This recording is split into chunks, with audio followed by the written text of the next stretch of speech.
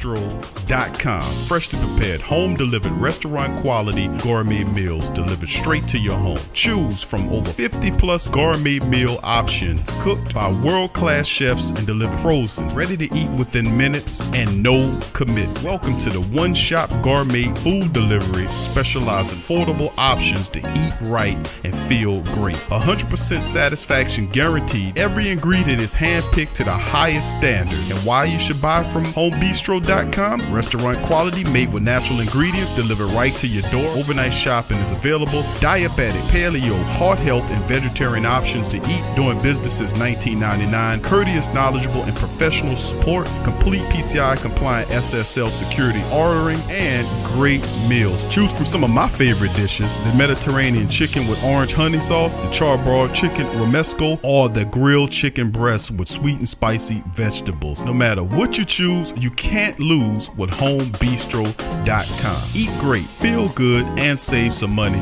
with homebistro.com. Hit the link in the description section below for more information. Located in Henderson, Nevada, bulksupplements.com supplies over 400 pure nutritional supplements, ingredients to hundreds of thousands of consumers and manufacturers. All of their products are available from grams to metric tons through their online store at bulksupplements.com. Orders received 4 noon Pacific Standard Time ship the same day. Their FDA registered CGMP manufactured and distributing facility has a staff over 60 full-time employees that take pride in providing excellent customer service and producing quality products for their customers. The wellness of the community is of the utmost importance to Bulk Supplements. It's dedicated to maintaining all health code and government regulation. Each supplement is tested in their in-house laboratory before distribution, ensuring that all products are safe for consumption. For any additional testing, they utilize reputable and vetted US-based independent labs. Customer service is available 7 days a week from 7:30 a.m. to 4 p.m. Pacific Standard Time through live chat, phone, and email. Bulk Supplements products are produced in an FDA registered and inspected manufacturing facility. So if you want quality supplements at a quality price, Bulk Supplements is the company for you. Bulk Supplements, clean and pure bulk supplements. Check the link in the description section below for more information.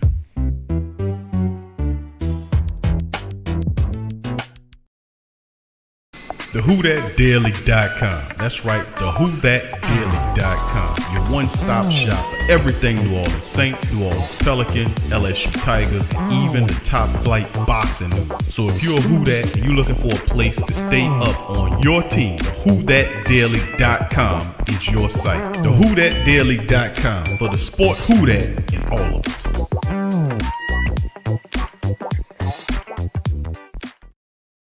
Who That family, check out the Pro Shop. That's right, the Pro Shop is the platform stores where you can go and buy all the latest merch to support the platform. Available at the Pro Shops, we have dozens of hundreds of products available for you and your family. Unisex tees for men and women, hoodies and sweatshirts, tank tops, kids and baby items, long sleeve tees, mugs, pillows, wall art, bath bedding, face masks, phone cases, stickers, bags, fanny packs, socks, hats, and many other items. Please feel free to check out the Pro Shops. The link is in the description section below. And remember, it helps the platform continue to grow. Check out the Pro Shop and Who That too.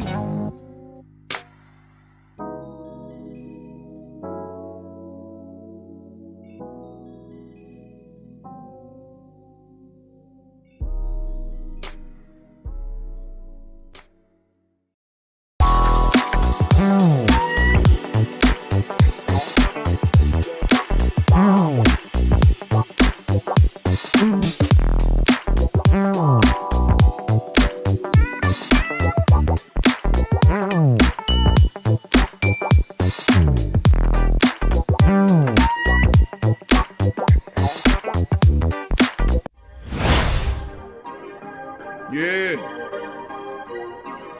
Well, all right. Like you always say, welcome, welcome, welcome. #1 sports talking D. We ain't like the Falcons, we won't blow the lead. Look, all we talk is who that, who got cut and who back.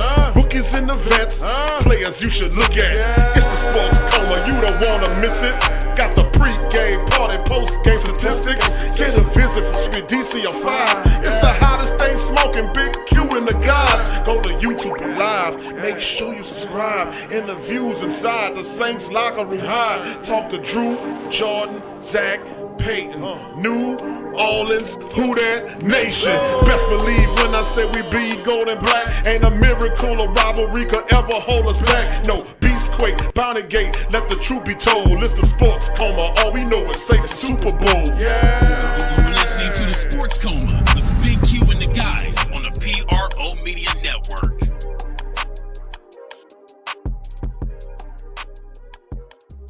I mean, are we flavored? Are we regular? Are we using whip? And then number two, if or when a decision gets made about naming a starting quarterback, does the opponent this Sunday play any role in that decision-making process? Family members in the live stream, much love to you and Yearn. Welcome to this installment of the Great Saint Think Tank, known as the Sports Coma. Much love to the beautiful black and gold family members. We in the building. Big ups to you. And like I always say, starting off, welcome, welcome, welcome. You're now rocking with the Sports Coma with Big Q and the guys, where we have intense, entertaining, educating, and enlightening sport talk from your favorite sports family. I'm Big Q. We're in the building. Much love to the Great Saint Think Tank. Who that to you, fam? Good to see you in the chat. Much love to all the family members chiming in on this edition of the show. Big ups to you and Yearns. And in this one, man, we're going to start it off, man. You know, hey, y'all know the title to this one.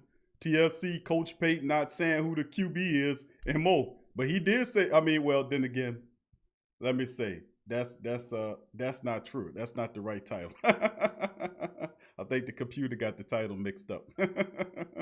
It's actually, the QB actually was named by Coach Payton. I think it got it mixed up. Y'all, I'll fix it much later.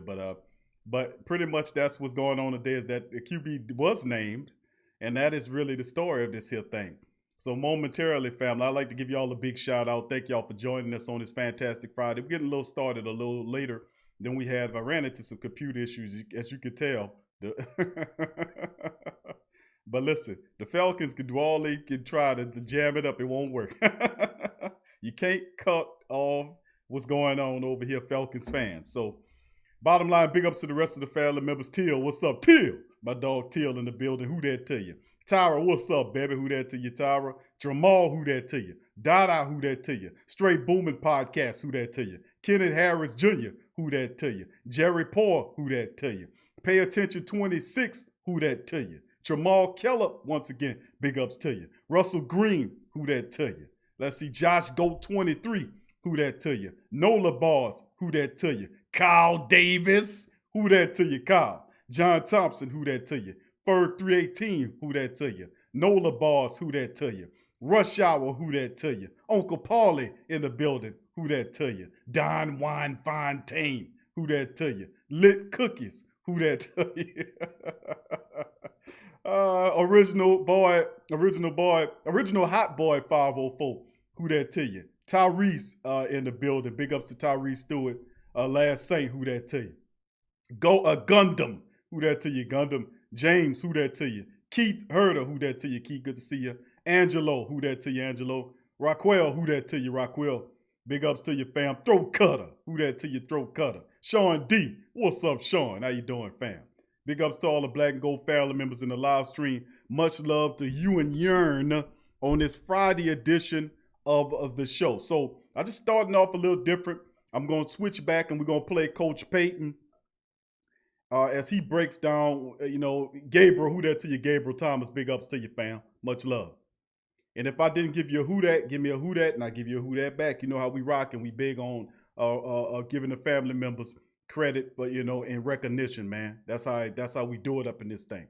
Big ups to the rest of the Black and Gold family members, the Great Saint Think Tank. Welcome to the Sports Coma Friday edition. Saints versus Falcons preview, among other things. Very spirited and different show, man. Die-hard Saints fan. Who that to you? He says, sup, Q? He says, later, but I'm here now. Let's get it. That's right. We got it, bro. Appreciate you joining us here as well.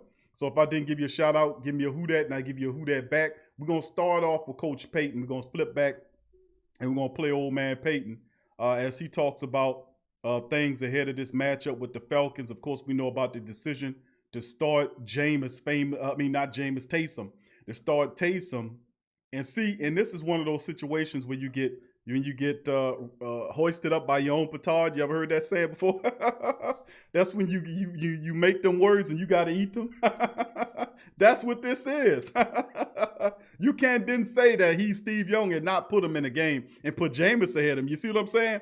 Sooner or later, you get called on your words every time. And did anybody out there see First Take this morning? Did anybody see that? Put one in the chat if you've seen Ryan Clark and the rest of them on First Take this morning. I seen a clip of it. I think somebody sent me a clip of it this morning. I'm always getting clips sent to me. I'm always doing. I'm a clip watching guy. Big ups to your 504 high boy. Who that to you? Marty Frost, who that to you? Marty, good to see you. Brother Donovan, what's up, Donovan? How you doing, my family? Thank you for joining us. Emmett, what's up, Emmett? Who that to you, bro? From, what he calling Gaithersburg, Maryland. All right, who that to you there? Good to see you in the chat, Emmett. Much love to you, bro. Thank you for joining us today. Brandon Cormier, who that to you, Brandon? Good to see you. Sean says if Hill chokes, Winston will be resigned next. Okay, good. All the family members seen it. All right, good. Devin C, who that to you? Tango Jamo, who that to you, bro? Good to see you in the chat as well. Yeah, and look, all the family members seen it. Now, did you hear them? What did they say about what Sean Payton said to them? Huh?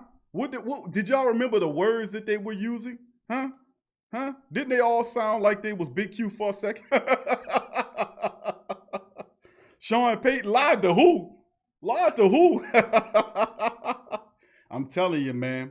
I'm telling you about the truth, man. The truth is universal, man. Listen, let me tell you something. The truth is universal, man. Who that to the rest of the family? DJ Phil Cole 79, who that to you, bro? Lori Hackler, who that to you? Good to see you, Lori, baby. Big ups to you. Kinrasa Bloodstone in the building. Big ups as well. Leader of the pack, who that to you, fam? Good to see you in the chat. Tragic 504 in the building. Much love to all the family members chiming in this here edition of the live stream. Please hit the like button, family, if you please. And like I said, man, you got to eat them words sooner or later. Now, I'm gonna go through this. I'm going to play Payton. I'm only going to play one. I had several of them kind of queued up, but being that we had some injury histories and stuff, since we had injury histories of stuff, since we had injury history, not injury, but it might as well be an injury. We had some computer issues. That's why the name of the show is wrong and all that kind of stuff. So what we going to do, who that MVP, who that to you, bro? Good to see you in the chat as well. Big ups to you. So what we're going to do is I'm going to play Payton, his interview. It's only 5 minutes. I'm going to play it in its length. Then I'm going to come back, cover the injury report, give the breakdown on the game and everything else like that there and here. So please hit the like button, family, as we get going momentarily.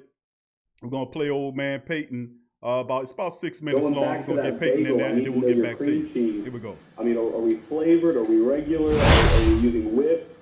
And then number two, if or when a decision gets made about naming a starting quarterback, does the opponent this Sunday play any role in that decision-making process?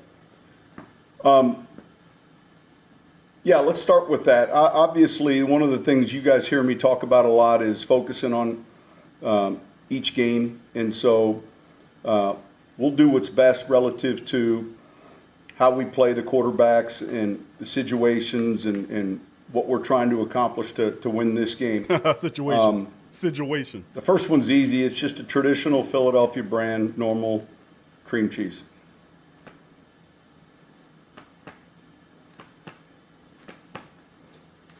Sean, is there anything important from a team standpoint, just letting them know who the starter is and announcing it this Friday? Does that play a role in it? Absolutely. And, yeah, I think everyone's on the same page. How excited are you just as a play caller to have him be able to have this opportunity and show what he can? Because it's been a couple of years coming, right? Who are we talking about? Because we haven't. Taysom Hill. Yeah, I'm sorry too, because I haven't announced that either one of those two are starting. So that was just leaked by someone else, I guess, today? I didn't see today or what you're talking about. Oh, it was just a headline on ESPN that Taysom was going to start. Yeah, I didn't see that. And again, we've had a good week of preparation, and we're looking forward to the game. Just to clarify, so no one has been named the starter. Yeah, listen, someone has been named the starter, but we haven't announced it. Is that all right? Gotcha. No, just clarifying. Yeah. Sean, last year when Come Drew on, was down, Payton. we saw Teddy kind of take the majority of the snaps, if not all of the snaps, in a kind of limited role for Taysom. Now that we've got two quarterbacks here still, regardless of who's starting, can we anticipate that just one's going to be seeing the majority of the time at quarterback just because of the potential injury concerns? Or since Drew's not going on IR, do we feel comfortable potentially with the two both seeing snaps? Yeah, there's no different injury risk if you're playing two rather than one. Obviously, you want to be healthy at that position. So that certainly doesn't weigh into it. And yeah, I mean, look, like I said, we'll focus in on this game and specifically the roles that we envision, and then we'll go from there. Sean, do you think there's a confidence that this team has, particularly the guys that were on the team last year that weathered this storm when Teddy took over, that they can apply to this situation as well?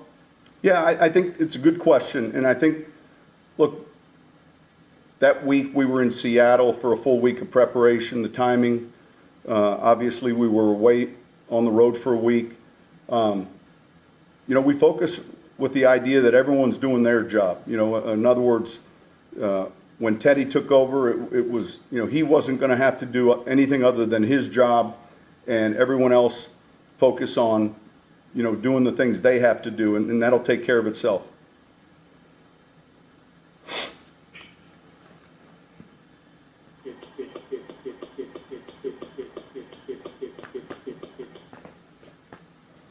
All right. Drew was at practice today, just taking it in. He was at practice on Wednesday too. How important is that, even though he's hurt, but he is still around and being the leader? Yeah, I think it's invaluable. His knowledge of what we're doing offensively, his expertise. He's got great eyes and real good insight. It's obviously like having another coach. And last year when this happened, that wasn't the case because he was getting some scans done, and so I think it was maybe week 2 that he joined us. But yeah, that's a big deal. Sean, have you guys made a determination yet on whether you'll use IR for Drew or hope that he can come back in less than 3 weeks? Yeah, we have, and look, we'll if we're going to go that route, it would be before the game, and then obviously if not, then we would have that anticipation of his return. Sean, regardless of who starts at quarterback on Sunday, what are some things offensively that you're looking at improvement week to week from your team? Yeah, let's more specifically, Atlanta does a really good job of mixing up some looks. They're a difficult team to run the football against. When you watch all the games they've played this year, I mentioned at the start of the week, that they're 3-1 under Raheem, and very easily could be 4-0. And if you want to go back before that, very easily, and they've had some really tough losses, and they're explosive on offense. They do a real good job in the kicking game, and I think they're playing exceptional on defense.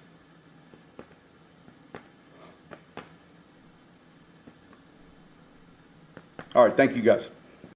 That's Coach Sean Payton, man, breaking it all down. Who that to the Black and Gold family members in the live stream. Thank you for joining us in this installment of the Sports Coma. Big ups to the rest of the family members. Please hit the like button if you're coming in and you didn't hit the like button. Big ups to the rest of the family members as well. Big ups. Now, big ups to all the family members chiming in before I jump into some of the news and notes. Here, I'm going to share my screen momentarily, and we'll get into the rest of this. Big ups to the rest of the family members. Let's see who we got that I missed before we get going. Let's see. Who that MVP? I got you, fam. Who that to you as well. Who else we got chiming in here? 504 High Boy. Mr. Fire D, who that to you? Pat, what's up, Patrick? Patrick chilling. He said, I guess they will start with Taysom and see if that hits some big plays. I feel like Jameis will get more snaps. I just played the interview by Coach Payton. You guys heard what he said about not picking a starter, but when he asked him about the ESPN thing, he kind of went around it. BMC Machine says, oh, man, I dropped Jameis for Hill first thing this morning. At least it's my QB, so we'll see. Yeah, old Payton trying to throw everybody a loop, trying to get an advantage over Atlanta so they don't know what to prepare for. But listen, even though nobody's ready for anything, so Atlanta's in trouble, man, bottom line. DJ Field Code 79, who that to you? Miguel, what's up, Miguel? Who that to you, fam? Aaron, who that to you as well? And all the rest of the family members chiming in. Anthony Connerly, who that to you? Lewis, who that to you? Darius Sampe, who that to you? Trey Joseph, who that to you? Ghost, Space Ghost, who that to you? And all the family members, thank y'all for joining us on this edition of the stream. Now, momentarily, let's get into it. Please hit the like button, family, as we get going with this one in here. All right, now here's first up and foremost Saints injury report coming down. And this, of course, for Friday's injury report. Ahead of a team's Week 11 matchup against the Falcons, the Saints have placed Drew Brees, and we'll cover that on injury reserve, and we will cover that on another article. Now, according to the Saints' latest injury report right now, Josh Hill concussion is out, game status. He in that concussion protocol. Like I said, this is I think he had another concussion early in there. I'm going off my Saints brain, but I remember having another concussion early in the year. And they're kind of holding him out, which is a good thing to do. Traquan was fully practiced. He came back after that ridiculousness against that rotten-ass cornerback. By the way, I didn't see any reports on that guy being fined for what he did. I didn't see anything. If anybody's seen anything, put it in the chat. I've been watching that. There was nothing about him being fined for hitting Traquan in the helmet. Y'all let me know if y'all seen something different. Dwayne Washington did not practice the entire week dealing with that back issue. He's out. You're looking at Cam Jordan, who was limited with a back situation. Cam fully practiced, so he's good to go. Ryan Ramczyk went from limited to full today. Malcolm went from limited to full. Malcolm Brown, that is. Of course, we got a bunch of Malcolms. Malcolm Jenkins, Malcolm Roach, and Malcolm Brown. Malcolm Brown, in particular, went from limited with that calf to full practice. Elvin Kamara, who didn't practice yesterday, who was given some rest, went from DMP to full practice. That's good news. And Laddie Daddy, who's dealing with an abdomen, was limited and is listed as questionable for this matchup. So that's interesting. Will Laddie Daddy, will he play? We'll see. Troy Thompson, who that to you? Ryan G, what's up, Ryan? Big ups to you, fam. Thank you for joining us. And that's real, and that's interesting to say the least about Laddie Daddy, because if anything, man, is questionable, it's questionable. What's questionable to me is that, which is Marshawn Lattimore being 100%. And of course, you have Ridley. We don't know. I mean, I think he will play, to be honest with you. He would probably be questionable as we look at the Falcons injury report. Okay, Matt Gano, who's an offensive lineman, listed as full practice. Limited was Calvin Ridley with that foot. He's limited. I say he'll play. Caleb McGarry fully practiced from the knee situation. Tight end Jaden Graham fully practiced. Wetzel, who's a tight end, had an ankle issue. He was limited. Alex Mack should be good to go. He has a not injury related as well. Brian Pearson, who there to you, Brian? Joe Gidry. What up, Joe? Big ups to you, bro. Thank you for joining us. Olamide, I don't know how to pronounce this, man. Alamid Zachuius is limited with a knee issue. This guy right here has really been stepping up for him lately.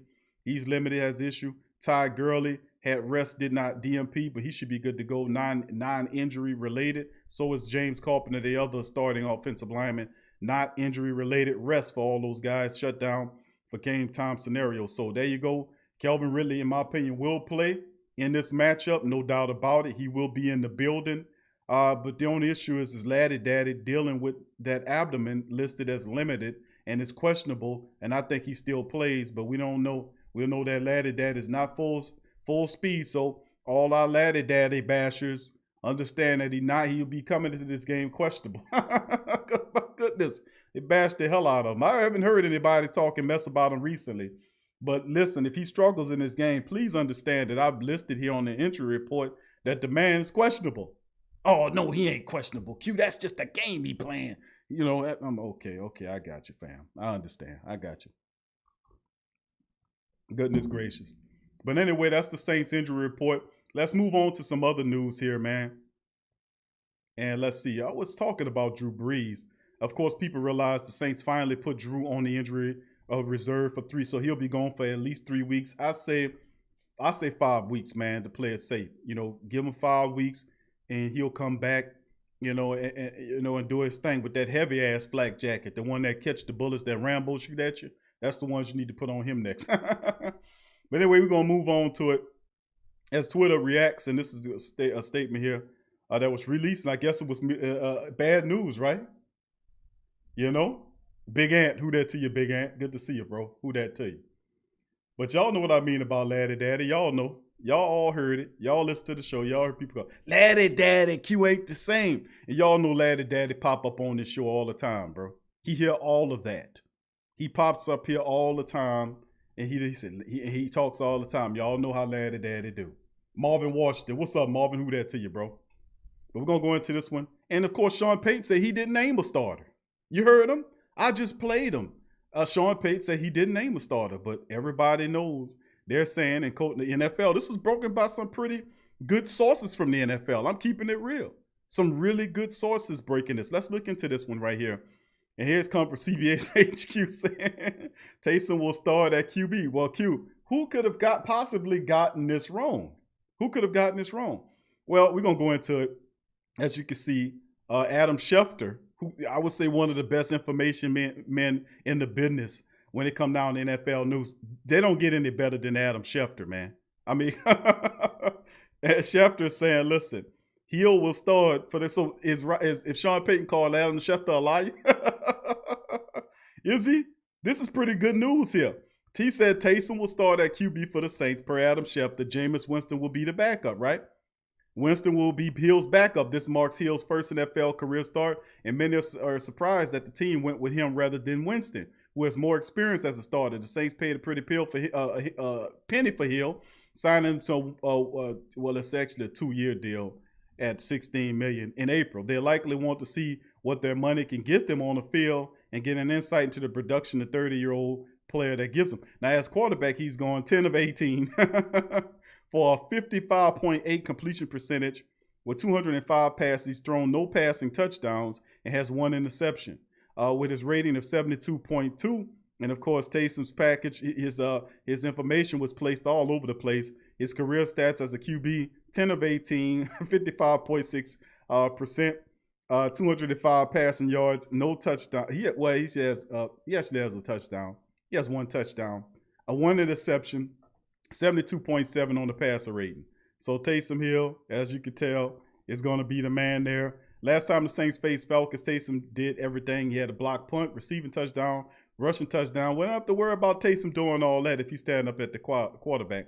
And as you can see, they're having a little play right here. Taysom Hill. Famous Jameis on that picture don't look too happy. But let's get into it. This is the man with the plan. This is Adam Schefter. Schefter right here. He tweeted this out this morning. Sources, he said Saints QB Taysom Hill will start Sunday versus the Falcons. Per source, Hill took all the starter reps at practice this week. Jameis will be the backup, right? That's what Schefter says. Then Schefter then says this. Jameis will not be a part of any offensive packages Sunday versus the Falcons per Dion Rossini from ESPN. The Saints QB now is Taysom Hill. Did you get that? You can see the people right underneath here with questions, with comments here. This guy says L for the Saints. This guy says massive L for the Saints. This dude says, dude, what the, you know what? Wow. Oh, man, these Twitter people funny, man. They're funny. But anyway, that's, Adam Schefter, it gets no straight up than him, man. So is Sean Payton says that he didn't name his starter.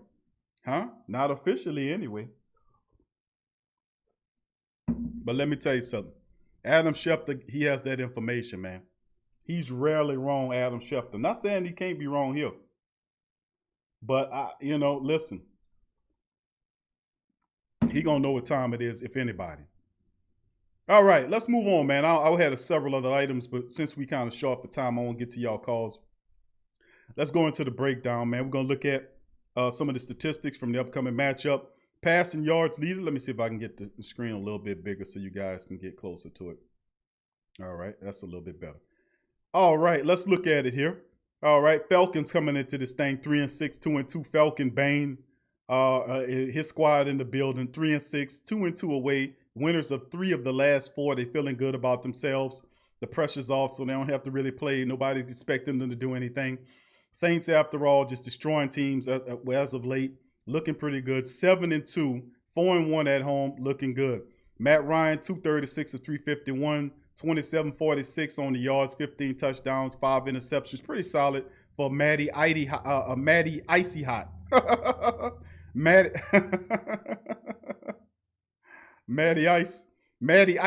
as I like to call him. Okay, let's make that the new name for Matt Ryan. They call him Matty Ice. Let's call him Matty Icy Hot. That's what we're gonna call his old butt. Matty Icy Hot. And he gonna need plenty of icy hot, because when the Saints defense puts some pepper on him, he gonna need a lot of that stuff. So Matty Icy Hot is looking pretty good with his statistics. As you know, Drew on the other side, we know Drew's not gonna be there. So you know, whatever.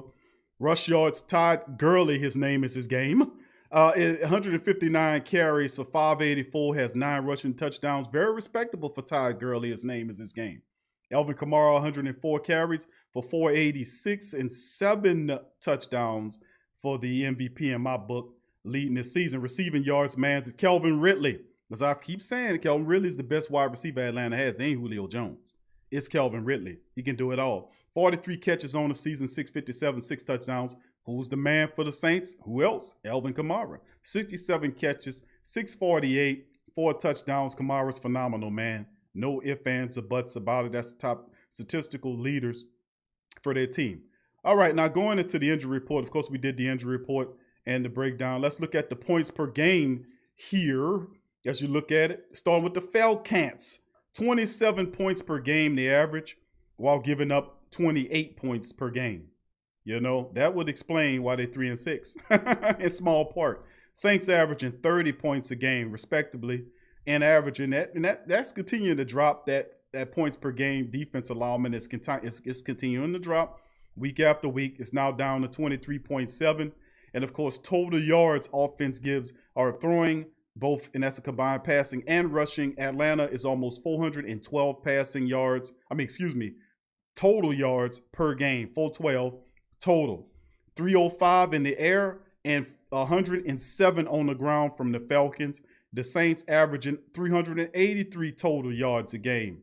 And then through the air, the Saints 262 yards passing the ball through the air and rushing 121 yards per game. Very respectable, beyond respectable, excellent numbers. 121 rushing yards a contest is beautiful. Love it. And then let's look at the defense. Atlanta's defense gives up 422 yards per game, 322.6 of it through the air. A lot of injuries back there for them in terms of missing some personnel. They give up a chunk of yards, 322.6 through the passing game, and they stop just under 100 yards per rush. Saints, 327.7, and they give 251 up through the air, through the passing game. And then, of course, the defense, best in the business, 77 yards per contest, haven't allowed a 100-yard rusher in close to 50 games, man. I mean, it's just absolutely phenomenal what the Saints defense continues to do, even without people like Sheldon Rankins. I mean, it's just absolutely amazing. And then, if you look at the NFC South statistics here, you see the Saints sitting there beautifully up there at 7-2 right now. The stinking Tampa Bay Buccaneers, who we swept on the year, are sitting where they belong underneath the great black and gold organization. The Falcons beautifully place a distant third place with 3-6. And then, of course, you got the Carolina Panthers, who we will dispatch at the end of the season. But then again, might not. We might rest everybody. You know, we probably had this thing locked up if we keep on ascending like I know we can. All right, so let's look at some of the statistics there. And, of course, if you go on a little down here to the last 5 contests, we all know the Saints winning across the board. They got that close one against the Chargers. Then they come back with another 3-point win over Carolina and Chicago in overtime. And then after that, they came out against the Succaneers, destroyed them, and it's been on ever since. They was on to an ass whopping over San Francisco too, had that guy not knocked Drew out. But anyway, the Saints are phenomenal, and they keep packing it on. You got to respect our minds. We're looking at the Falcons, and why Falcon Bane is feeling good about itself is after they fired Dan Quinn. You see, they were able to beat the Vikings, who was stinking at the time. They barely lost to the Detroit Lions by 1, and they were able to get wins against Carolina and a sorry Denver club. So they should be feeling good about beating sub 500 clubs, right? Well, you say, well, you did the same thing. Yeah, the difference is we in control of the division. Ha, ha, ha. Anyway, they feeling good. 3 of the last 4 contests, they've actually won, and they were competitive in the Detroit matchup. So they're feeling good. And like Falcon Bane told us, blood in the water, blood in the water, blood in the water. I'm like, hold on, blood in the water. Oh, don't y'all know, man? You don't know who you playing with over here, man? Anyway, let's keep it going, fam. All right, on to the depth chart here. This is what the Atlanta Falcons depth chart looks like, man. And, man, what can I tell you, bro? Yo, we know this team, unlike most teams. Matty Icy Hot sits on top of the team. A lot of it's driven through him. The Saints will have to get consistent pressure on Matty Icy Hot, put him down. Don't let him get into one of those positions where he have a scramble and it'd be like a slow motion scramble like Matty Icy Hot loves to do. We got to stop that. We can't allow him to slip out like he was known to do in some of these games against the Saints. I know we're going to be emotional going into this matchup, but we have to have a gap discipline here and blitz, but keep our eyes on where Matty Icy Hot is. We have to. And of course, Ty Gurley, his name is his game, is actually playing pretty good, man. Listen, he's looking pretty good, and we got to respect his mind. And they have a pretty good little backup too in Brian Hill, who's a pretty excellent runner as well. So we have to watch out and neutralize Gurley and Hill's game because they are good running backs, and Gurley's healthy. He's playing good, man. He's playing good. And then, of course, we know about the ever-present Julio Jones, who's known to, make things happen, a spectacular catch or two in the matchup. But really, Kelvin Ridley is the guy that we need to watch out for as well. So we know about Julio. We know about Ridley. And then this slot receiver who has speed and size, Alameda Zachusis. I hope I'm pronouncing that correctly.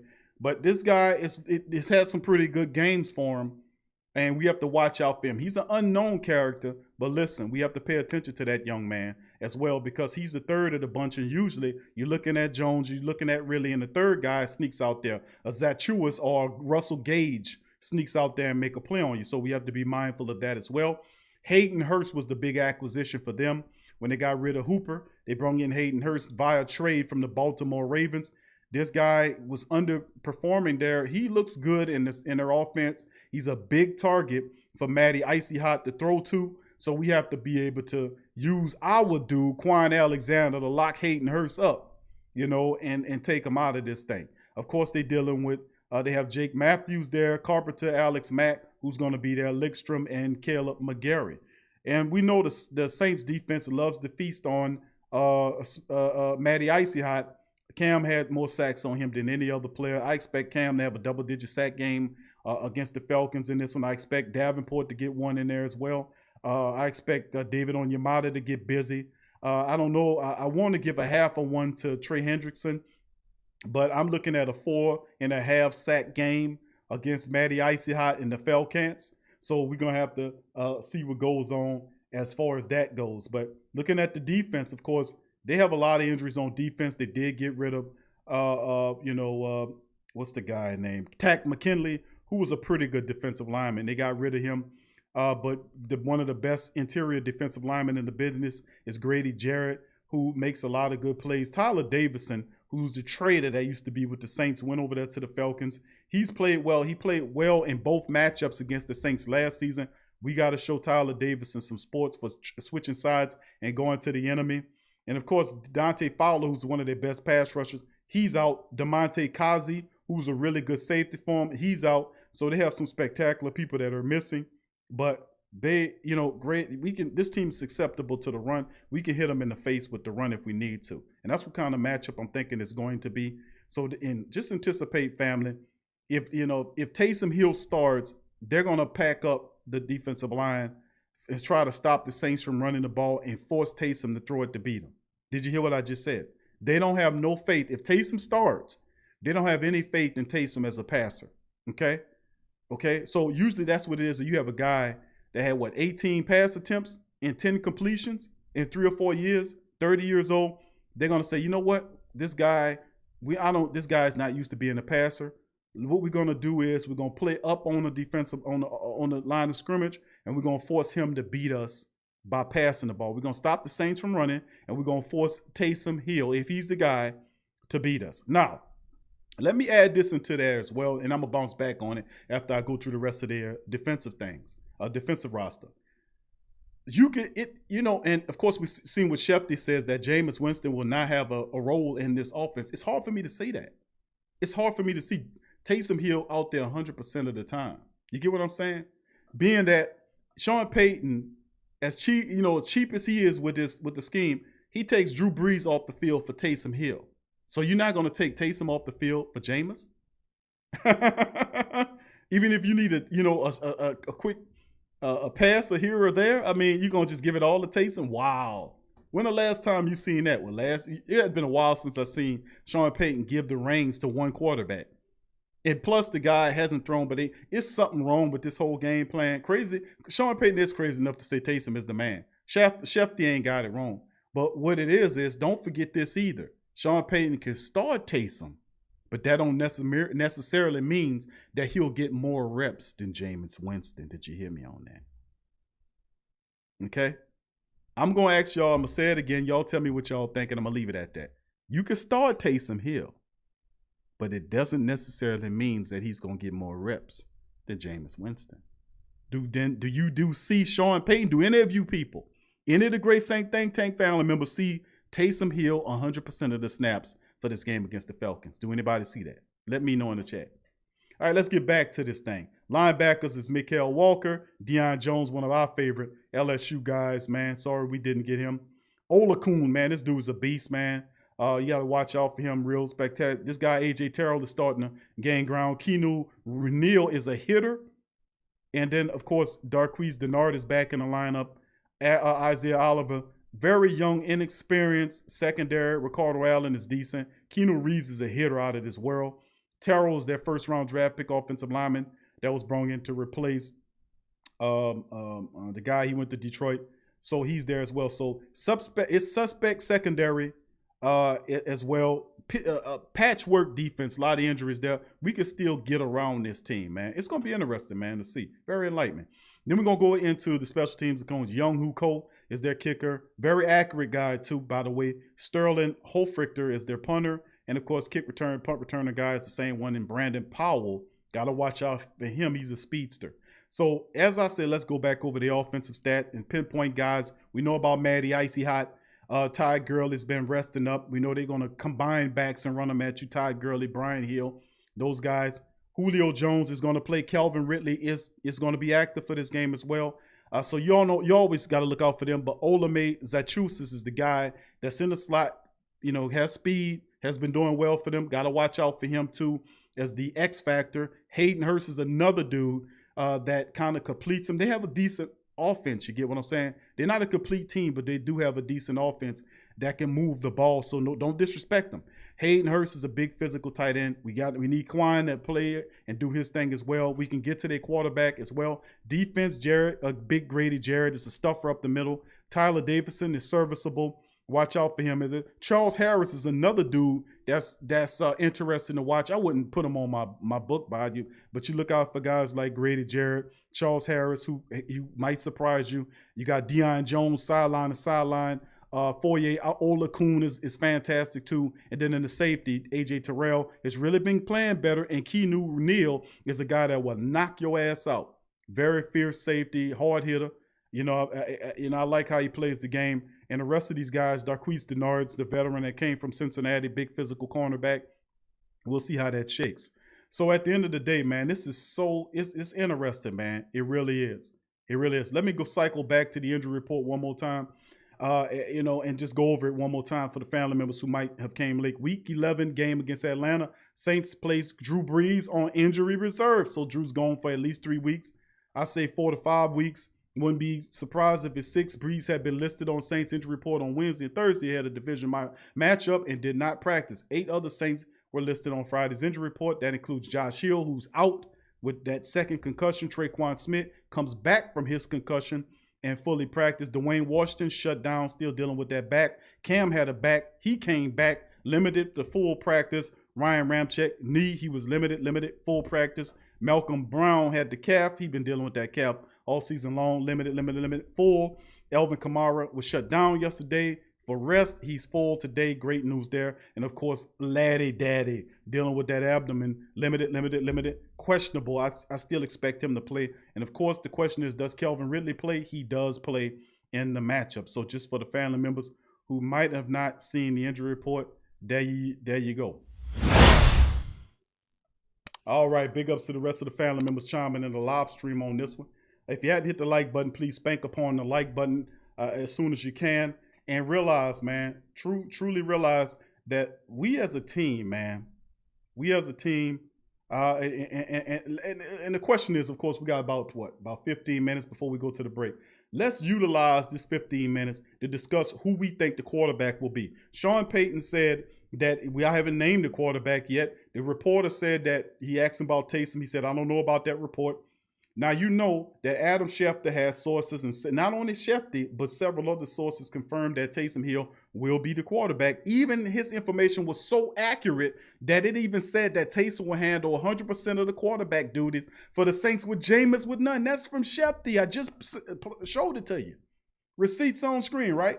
So let me ask this to the entire Great Saint Think Tank. Let me ask you guys this. Number 1, hit the like button. Number 2, answer this question. Or put 1 in the chat. Who do you think starts tomorrow? And well, do you believe Jameis Winston is starting tomorrow? And then we'll play 100% of the rep at the QB position. Put 1 in the chat if you believe that. I really want to know what you guys think about that. Put 1 in the chat for that.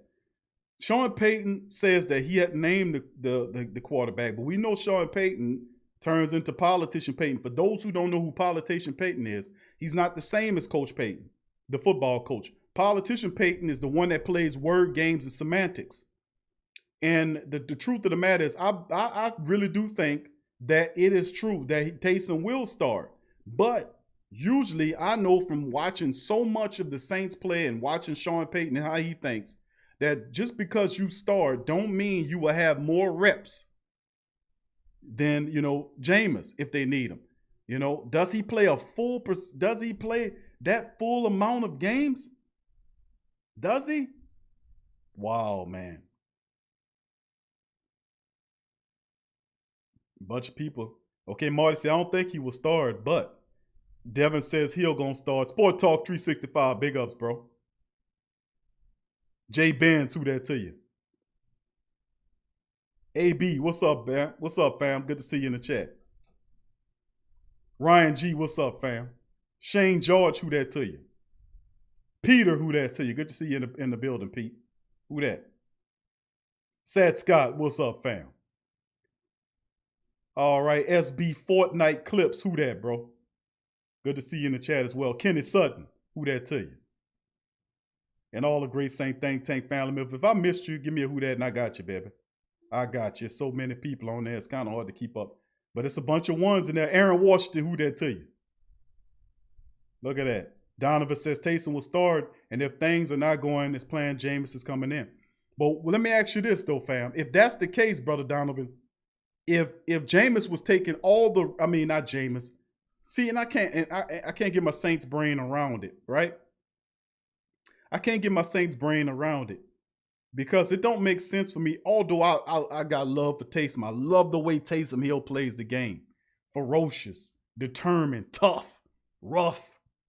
That would kind of, I love Taysom's game, but quarterback? Collinator, who that to you, Collinator?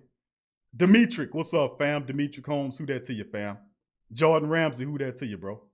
He says, I think it'll be a mix of both. Thank you, Jordan. That's what I'm thinking too, bro. I think this is a little mix of both. Patty, who that to you, Patty? Good to see you. From Argentina, who that to you? Good to see you, Patty. Thank you for joining us. Chiming in all the way from Argentina. All right, the family keeps growing. Welcome, Patty. Welcome. Thank you for joining us. Hit the subscribe button, Patty. And all of the new people, if we got any new family members in the building that's listening to the show, that's like what they're listening to, and that believe in passionate Saint talk, hit the subscribe button and join us. Hit the subscribe button and join us, Patty.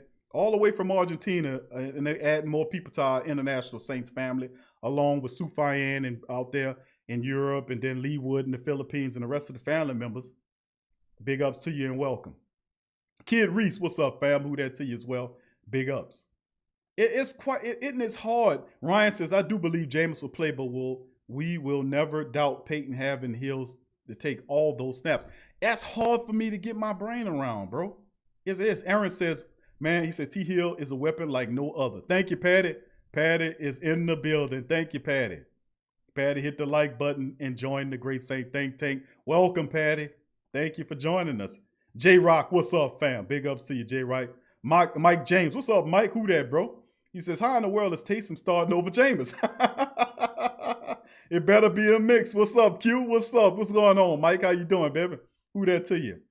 All right, Jeff Mullins. What's up, Jeff? How you doing, fam? Jeff says he in Japan. All right. Japan. All right. Love it, man. I love the history of the Japanese people, man. I often talk about that on the show. I remember read several books about Japanese culture, man.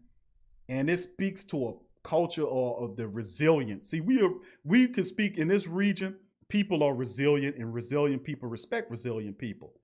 And I'm gonna tell you something, resilient people are all across the world, but the Japanese culture, man, history, you understand the US, we dropped bombs on the Japanese country. 2 of them, big ones, killed a lot of people. Right now, the Japanese culture made a plan, 100-year plan, that they said they was gonna come back. And now the Japanese right now are one of the top technological people in the world. I mean, that is absolutely, I love that story. And that's a lesson to all people about resiliencies. I mean, physical bombs on top of you. And that did not stop you from reaching your goals. Boy, that speaks a lot. That says a lot, man. I love that. Big ups to you, Jeff. Thank you for joining us here, bro. Thank you. Donovan says, I was surprised that Jameis was named the starter outright. Taysom keeps his same package. It will be interesting to see how this plays out. I agree, Donovan. I mean, for goodness sake, man. Listen, it has to be a mix. Sean Payton must be playing politician Payton with us. You know what I'm saying? This is who we just played. That was not Coach Payton. You could tell the difference. Although he did use terms that don't exist, like sigil and all that kind of stuff. Actually, sigil does exist, but not in the context he's using it. I think he's mispronouncing the term situational, but he says situational. Now, Coach Payton does use those terms. I think politician Payton, though, is getting a little too crafty, though. Maybe he's trying to fluke up and flame up the Falcons, but look, number one, they're already fluked up and flamed up, so you don't have to do too much. Number two, you don't know how the offense is going to look with Taysom or Jameis in there, and I definitely think it should be a Tamus, as Drew Brees said when referring to Taysom. He messed up and said Tamus. I think Tamus should be the person, the quarterback that's here. I don't believe for a second. I know what Schefter's good with his information, that he reported in his second tweet that there will be no second quarterback in there, that Taysom will get the entire game. And I just don't know. How would you, how is that going to work? How is that going to work? I know that's a heavy running game. That's a heavy ass running game. I know you that. I can tell you that much. Miguel, who that to you, bro? He said Hill puts pressure on the defense. He do, bro. But then again, he becomes quite predictable every time you take a rep and then you trying to run into a 8-man front. That don't make any sense to me. And then I'm not really impressed with Taysom's. He's terrific, man. But as a quarterback, he's wanting. He's wanting. But I think if he starts and Payton's pressured into playing Taysom, because of the things that he said that he's Steve Young. Well, if he's Steve Young and Drew Brees gets hurt like he is, you got to go to him. He's been here for several seasons now, and Jameis has been here for what he's been here just recently. So, but Jameis has all the experience, and I think that you should, if you won't start Taysom, start him, but use Tamus, which is them back and forth to kind of throw up the defense. But it'll be interesting if Sean tends to go with Taysom Hill the entire game. Man, listen. I'll be a little bit more optimistic than them guys that was commenting on that Adam Schefter report. One of them son of a gun said they said a massive L. No faith in Taysom, man. No faith in Taysom at all. All right, inevitable. Who that T says? I mean, if you think about it, our running game has a chance to be something lethal. I agree, bro. I want to run the ball. Y'all know I'm a running the ball dude. You know I love that. So we'll see how it go. He definitely can throw it deep. So, you know, and he also will take off on you too, which means that they will have to spy him. So that's a great point as well. But the interest, well, Q, what's the hesitation about starting Taysom Hill for the summation of the entire game? I don't know if he knows enough of the playbook to do that. And his accuracy in short, is decent. Deep ball is a little bit off, but the intermediate stuff is what worries me about Taysom. You know, I love the fact that if he doesn't see anything, he could take off and scramble and help the running attack. I mean, if he plays you can have a 200-yard rushing affair because you can have our regular runners do it, and Taysom scrambles for 40 or 50 or 60 yards in this game. Tim, thank you for joining the Great Saint Think Tank. Tim, who that to you? Tim, big ups, bro. Thank you for joining us. Who that to you? No Saint. Who that to you? Melanin God. William Dickerson. Who that to you? Spencer Hall. Who that to you? Big ups to y'all. Thank y'all for joining us in the live chat, bro. Big ups to you. Please hit the like button, family, if you hadn't hit it. But listen, is it a bad thing? I don't think it's a bad thing. A lot of people are kind of hesitant about it because they believe Taysom Hill hadn't done enough, and he don't have the experience. And you're right, he does not have the experience. But think about what Sean Payton's thinking about if he does do what Adam Schefter reported, which is to start Taysom, and not only that, but to have him in there 100% of the time and not let Jameis Winston come in there. Give it all to Taysom. Would it work? It can work. It can work. I don't want it to go like that, but it can work. I'm just letting you know. Sometimes you know how that 3D thing that we talk about, you know, Remember that 3-dimensional thinking thing? Have you see who that? All right, Jason Craig, who that to you? Jason, good to see you, bro. He says, what up, Q? Who that from Oklahoma? All right, welcome, fam. Thank you for joining us in Oklahoma land. All right, big ups to you, my friend. Thank you, Jason. All right, appreciate you there, Jeff. He said the women are fine too. All right, NFL priority says we're slating Taysom Hill. Okay, thank you, bro. Thank you. Peter says, Big Q, wouldn't the scheme in practice this week be tailored for Taysom? According to the reports, he took most of the first offensive snaps. To go away from that scheme all of a sudden with Winston, it's not risky. You're right, bro. Since we know Drew's been out, right? And you're absolutely right, Peter. If the reports are true, and if that is indeed the case, it would be risky to go if Taysom has been getting the reps, right? Now, the negatives about it, and let me start with the positives, because I think there are more positives than negatives in 100% Taysom quarterback game. It'll be a while since we've seen 100% quarterback game, which is interesting. The second thing, of course, would be that Taysom does present problems for their defenses. What did I mean? He's a scramble risk. You will have to spy him, which will then pull a person away from needing to stay in protection and of our wide receivers. Another thing is the intermediate stuff. I know he can throw the short. He has a decent accuracy throw. I mean, he got a big arm. He'll throw the goddamn thing 45, 50 yards down the field and overshoot the wide receiver by 10 yards. So he has a huge arm for Taysom, man. He's a wildebeest. But the intermediate stuff worries me about Taysom. You know what I mean? That's the stuff that worries me. You know? That's what worries me. But the thing is, they're going to play Taysom for the run because they don't respect him as a quarterback. We have to take advantage of that. And Taysom has to go through his progressions. If this is indeed the case, Taysom has to go through his progressions. And if he don't see something, he'll have to be decisive and he'll have to get out the pocket. He can't stand in there looking beyond the 3-second range. Use the clock. I know you've been around, Drew. Use that clock. 1 Mississippi, 2 Mississippi, 3 Mississippi. You don't see something, get your ass out of there. And listen, Taysom get you 50, 60 yards scrambling as a quarterback on top of the rest of what Latavius or Elvin and Ty Montgomery going to get you. Which brings opportunities for Ty Montgomery because Taysom can't operate as the wide receiver. He ain't going to catch his own passes. You get me? But it's a lot of pluses, more pluses than minuses. The only minuses is that I can name is limited exposure to the offensive book as a quarterback. Even though you can look at it as him having exposure as a wide receiver and running back, having that perspective, which could create a unique perspective on the game at the quarterback position, being that he was playing wide receiver, running back, and tight end. You get me? So he would know as a wide receiver, running back, or a tight end where to be on certain packages. You get me? It's just instead of being the actual wide receiver, tight end, or running back, you're the quarterback and you know where you're supposed to be because you was that.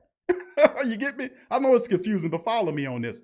If he could put it together, and I've often said that Taysom has a photographic memory. He has to have it to a degree to be able to do the things that he's doing well. You know, he catches the ball well. He runs well. He goes on special teams, block punts. He beats guys on coverages. Taysom Hill can be in these different rooms and get all this stuff and go out and have an impact on the game, because I think the kid has a photographic memory to a degree. You get me? But does that help him? And if that's correct and that's accurate, Taysom then would still have the ideology to know what to do with the ball or where they need to be, because he was the wide receiver. He was running the routes that those guys were running, so he's familiar from the perspective of a wide receiver, running back, and tight end. So that's a unique vantage point, three-dimensional thinking sort of thing, you know? See? So it could really work. Like I said, this could work. And plus, he's a scramble risk.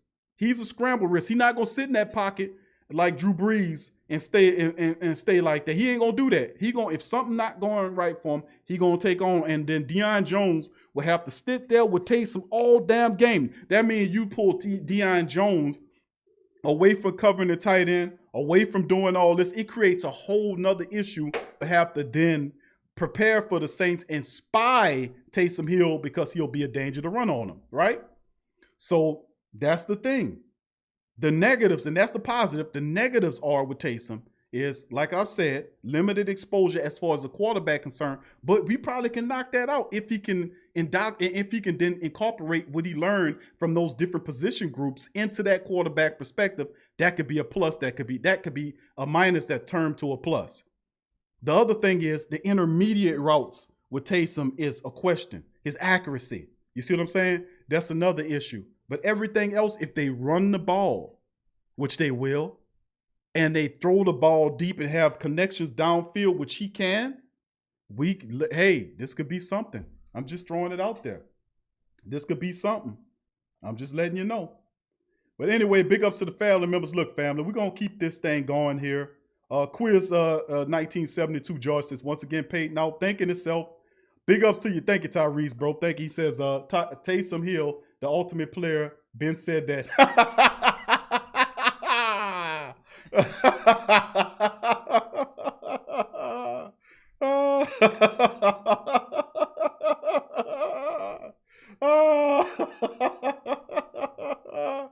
Oh, man, been waiting. He's been waiting there. He's been waiting all the time to be able to use that card, man. He's been waiting a long time. Oh, man, that's funny. All right. Quiz 1972, George says, once again, Payton out thinking himself when it's not needed, showing signs of panic with the dirty needs. Good looking out. Thank you, George. Appreciate that, bro. All right. Collinator says, flamed up on hopium. Oh, man, y'all are something else, man. Y'all are something else, man. Ruben, he said, he'll not QB ready. I hear you, bro. A lot of people saying, man, what is Payton doing? Bro, listen, it's crazy, but I'm saying, listen, it's crazy, but I'm looking from it from a three-dimensional perspective, you see? Because we all sitting here saying, man, that don't make no sense. Taysom's threw 18 passes, connected on 10 of them. You know, what the hell is going on? Like George just said, you know? And of course, like the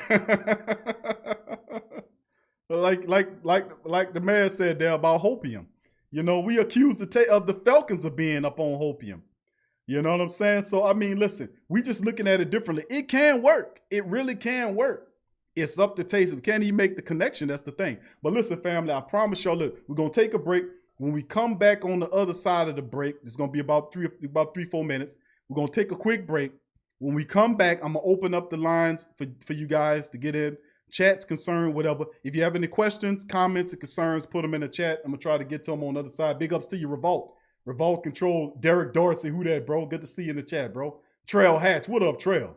Rob Hansen, who that? He said, so if working with Drew for 4 months can rehabilitate Jameis, why can't working with Drew Brees for 4 years help some passes back? That is true. Thank you, Rob. Rob's looking deep into this here thing, man.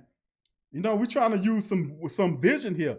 Because listen, Taysom he gonna scramble, so they're gonna have to commit a guy just to him so to protect him. So listen, this can work. It's all based on Taysom Hill being able to be a quarterback first and find those guys down the field. If he can do that and spending time with Drew Brees in a limited capacity, mind you, you definitely right on that, Rob. But he's in a limited capacity with Drew because he was splitting out through these different rooms. So we'll see, bro. That's starting Taysom. Listen, I don't have no problem. I think Payton will start him. The only problem I have with is, will he be out there 100% of the time and they're going to keep Jameis on the bench? That's the question I ask, you know, because you played Taysom with Drew, but you ain't going to play Taysom with Jameis. I mean, you know, this is totally something new to me. It's totally something new to me. This, if I was a pancake, you'd have flipped me upside down, man. I'll tell you what. Big ups to you, Kevin Conley, and the rest of the family members, man. Creative Trent says, I watched 18 passes made in the NFL. He said, and this boy can't throw the football. Thank you, Creative Trend Company. Thank you, bro. Appreciate you. Ruben says, I can see y'all doing bootleg type plays a lot. All right, thank you. Well, it could happen, bro. I'm telling you. It could be an interesting offense. And listen, it could be something that people ain't ready for because, listen, the Falcons don't know what you're going to do. I mean, when the last time a team didn't have tape on the Saints like that, and it's going to be the same, and they ain't going to be able to put their plan together for the next 3 games to know what the Saints could do. So this is totally something different here, man. I'm just going to be honest with you. It can't work. It can't work. It's up to Taysom to be able to put it together. Diego says, who that from London? Good to see you, Diego. Who that? Who that, Diego? Big ups to the rest of the family members. We got international Saints family members in the live stream. Much love to y'all. Thank y'all. Platypus Breeder says, I would feel like with Mike, you want the best QB receiver relationship. I think Taysom has it. Thank you, Platypus. Big ups to you, bro. All the new family members in the live stream, please hit the like button and also hit the subscribe button like Patty and the rest of the family members. Hit the like button like Tim and join the Great Saint Think Tank family. We always have conversations like this and as well. So join it, hit it. Aaron, who that's he, Aaron Edwards. Big ups to your fam. Who that? Hit the subscribe button if you aren't a subscriber and join the Great Saint Think Tank. Now, family, y'all stay right there. We're going to take a break and we're going to come back. We're going to come back. Y'all stay right there. Don't go nowhere. We're going to take a quick break. We're going to come back. Then I'm going to open up the chat for you guys to get on the show with questions, concerns, and comments for the rest of the day. All right, so y'all stay right where y'all are, and we're going to be back right after these breaks. Live clean, eat cleaner. The only natural and patented produce wash. Eat Cleaner is a tasteless, odorless, and lab-tested line of food wash and wipes that is up to 99.9% more effective than water in cleaning wax. The only natural, patented produce wash in a 14-day study, applying Eat Cleaner all-natural fruit vegetable wash to a variety of fruit and 100 pure guaranteed vegetables. Also prolongs shelf life up to 5 times longer through a natural blend of fruit acids and antioxidants. This can help save your family on average of over $500 per year, reducing waste and making it easy to get your half plate of fruit and vegetables each day. Eat Cleaner offers a wide variety of solutions for food safety and shelf life extension for consumers, retailers, food service, and operators. USDA bio-based, OMRI listed for use on organic produce, non-GMO, vegan, gluten-free, made in the USA, lab-proven, and patented. So if you want cleaner fruits and veggies, try Eat Cleaner. Check the link in the description section below.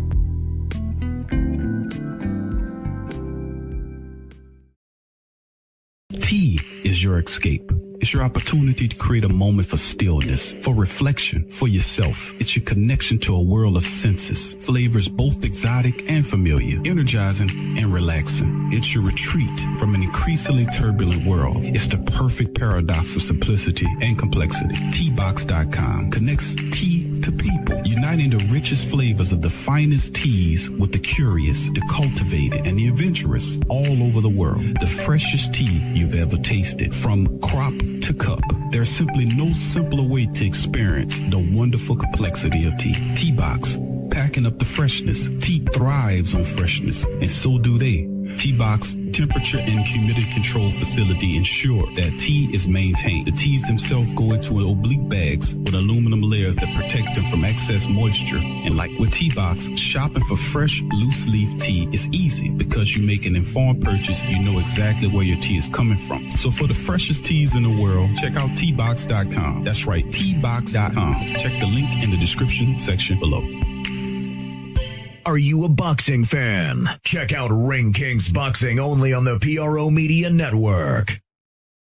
The Kleins family has been getting people to go nuts for old nuts since 1995. As legends have it, a number of the Kleins friends who heard the idea said you can go nuts trying to name a store like that. In the excitement, the Kleins thought their friends said old nuts instead of go nuts and proceeded to throw caution to the wind. Old Nuts has over 2,000 items, bulk and wholesale prices of a whole lot of your favorite fruits, nuts, and confections. A selection of gift baskets for any budget, any occasion, and provides one of the best and impressively rated shopping experiences on the web. Fact is, between their selection, service, speed, or their online presence in the virtual mirror retail experience, they have developed an enviable client base that's comprised of personal and professional customers who count on their remarkable range of gift baskets. Think of gift basket, think about Old Nuts. Check them out, oldnuts.com. Check the link in the description section.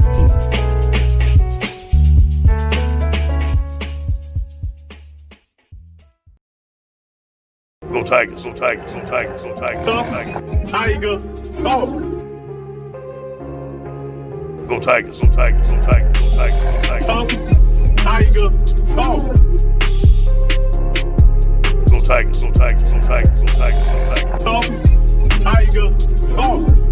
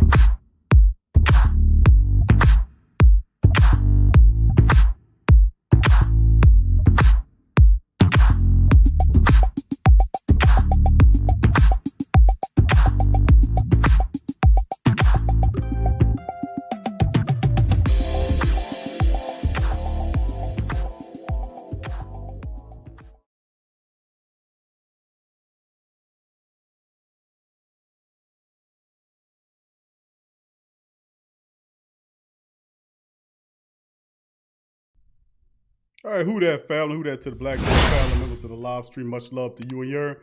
On this edition of the show, glad to have you guys back in the building. Much love to you and yours. Please hit the like button. Family, big ups to you as well. Much love to everybody in the live stream on this one. Talking Saints big time, man. Big ups to the family members. Much love to you guys. And all the family members joining the live stream. Big ups. Good to see the family members. School, what's happening, School? Big ups to you, bro. Welcome to the live stream. Big ups to my boy, School. What's happening, pimpin'? What's happening, pimpin'? School, what up, baby? KB, who that to you? JT. All the family members in the live stream as well. King Stilo, what's up, fam? King Stilo says our Taysom Hill package will be like Lamar and the... Oh, man, could you imagine? Bro, could you imagine that, man? My imagination just went boom when you said that, bro. Could it look like the good Lamar Jackson? Not the joke that we've been saying over the last several weeks, but could you imagine? Could you imagine? Andy, who that to you? Anthony, big ups to you. Anthony Reish, I hope I said that right, Anthony. Big ups to you. Thank you. Chiming in. Who that from South Cali? All right, Southern Cali in the building. What's up? Thank you, bro. Big ups to you. Thank you for joining us today. Much love to you and your errors.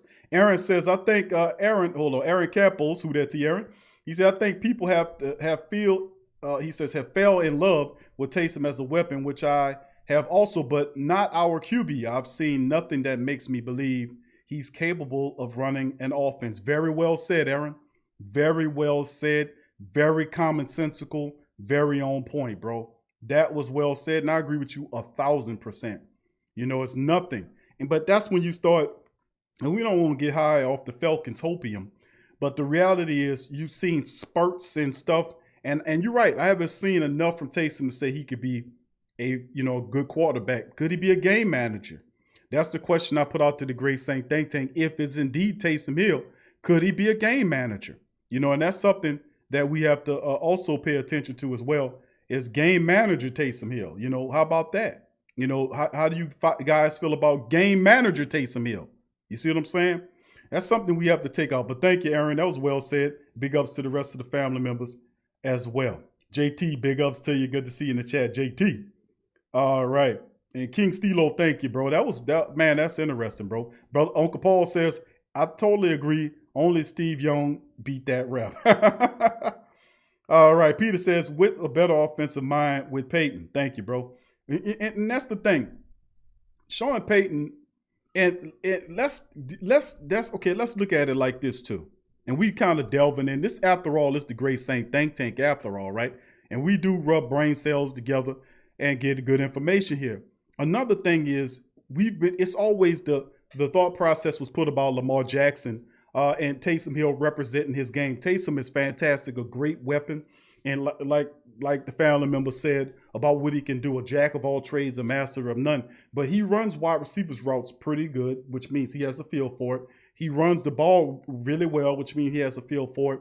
Also played tight end and special teams. So he has a feel for different positions. And then when you're the quarterback, you're supposed to know where each one of those guys are going. Has a very unique perspective because he's literally in those guys' books. He know where they're supposed to go. And I'm saying if he could put that all together, because I haven't seen any footage of filming him in practice, doing this, going out, running the offense and all that kind of stuff, We haven't seen that. That's not to say it's not possible.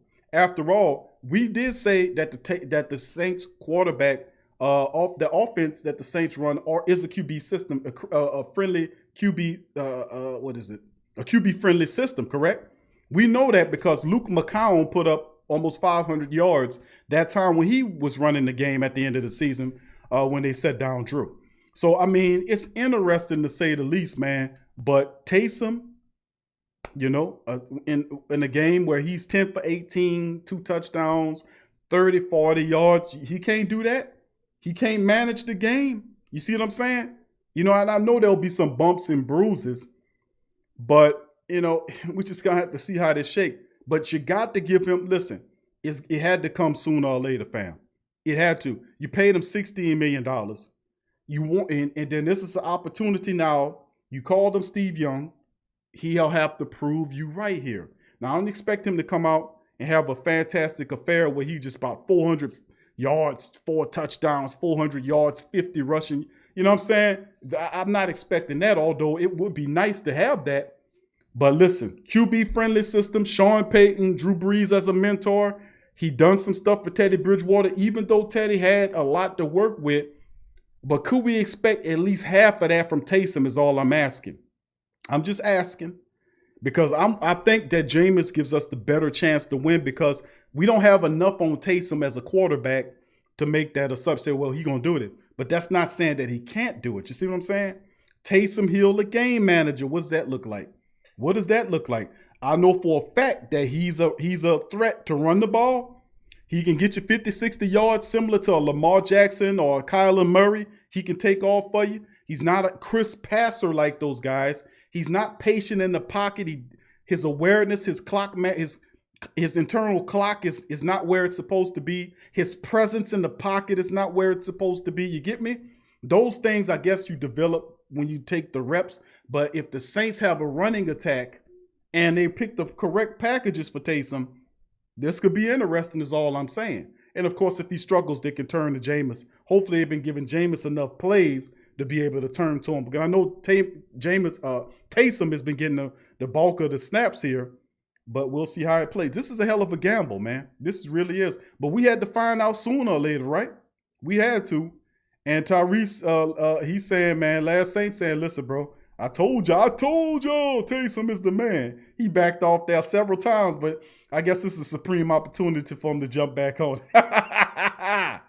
All right, we're going to bring in Verlin. What's up, Verlin? What's up, bro? Welcome to the Great Saint Think Tank. Verlin in the building. What's up, fam? What's up, my brother? How you doing? Hey, I'm coming out the dome of silence because y'all got problems. Now, I want you to tell me, how many backup quarterbacks have you ever seen really do anything? Taysom went undrafted to Green Bay and got in for at least 20 passes and touched on 4 of them, got 14 of them, and got 2 touchdowns under Aaron Rodgers. Now he comes to the Saints and he's under Drew Brees. How many quarterbacks coming out of college is going to unseat Hall of Fame quarterbacks? Not too many, bro, unless they really ready. I don't see too many of them doing that, bro. Precisely. Now, Patty Mahomes was stuck on the bench until they got rid of who? Alex Smith. Uh-huh. Now, you said it yourself. Without the reps, what can you see from Taysom? Oh, running. It's all things if that it's all. You said it best yourself. I know, bro. He's in every room. Yeah. But the one he wants to be in.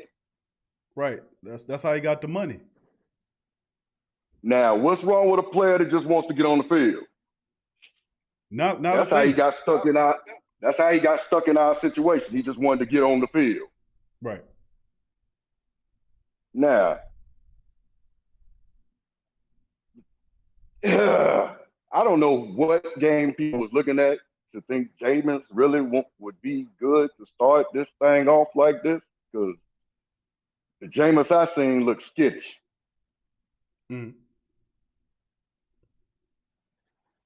That whole time when he came in to replace Breeze, he looked skittish. Now, I know it wasn't his game plan, it was Breeze's game plan.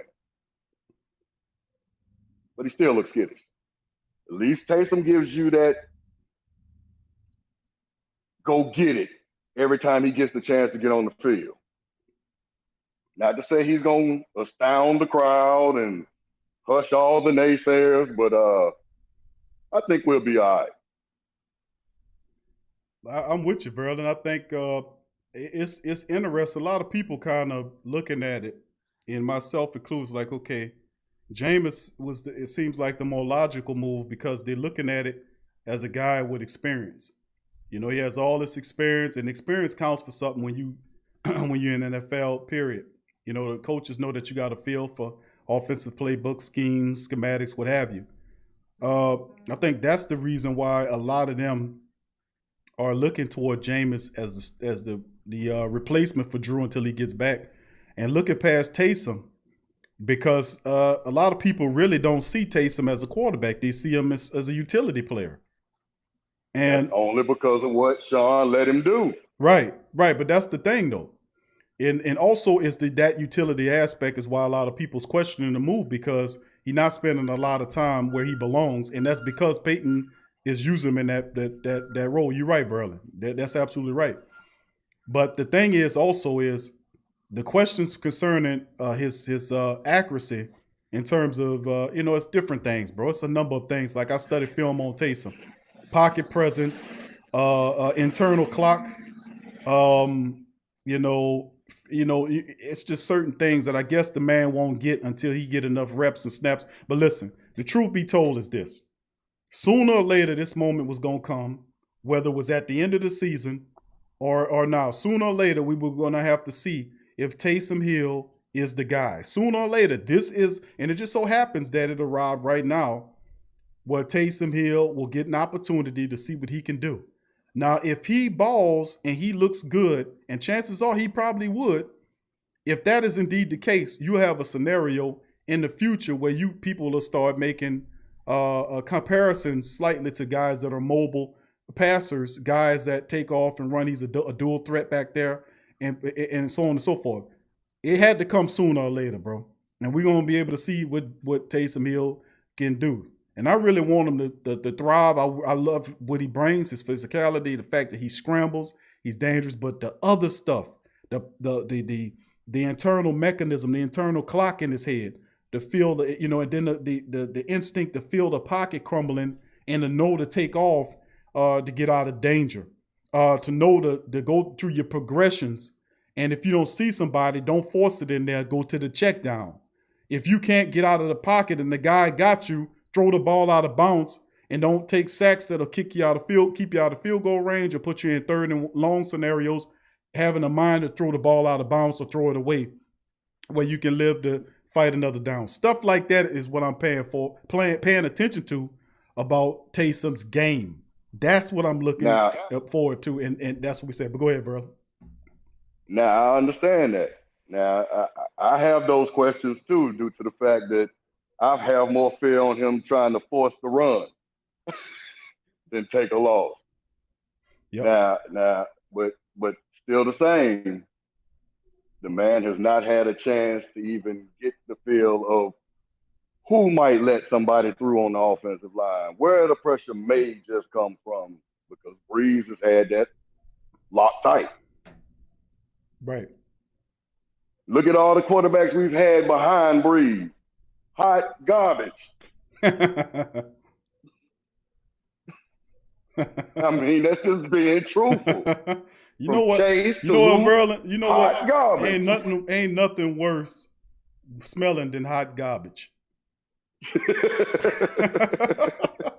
I mean, probably the worst thing that smells worse than hot garbage is if you go to a chicken farm and you smell chicken, you know what? I mean, if you that's pretty much what it is. Or breezeway piss.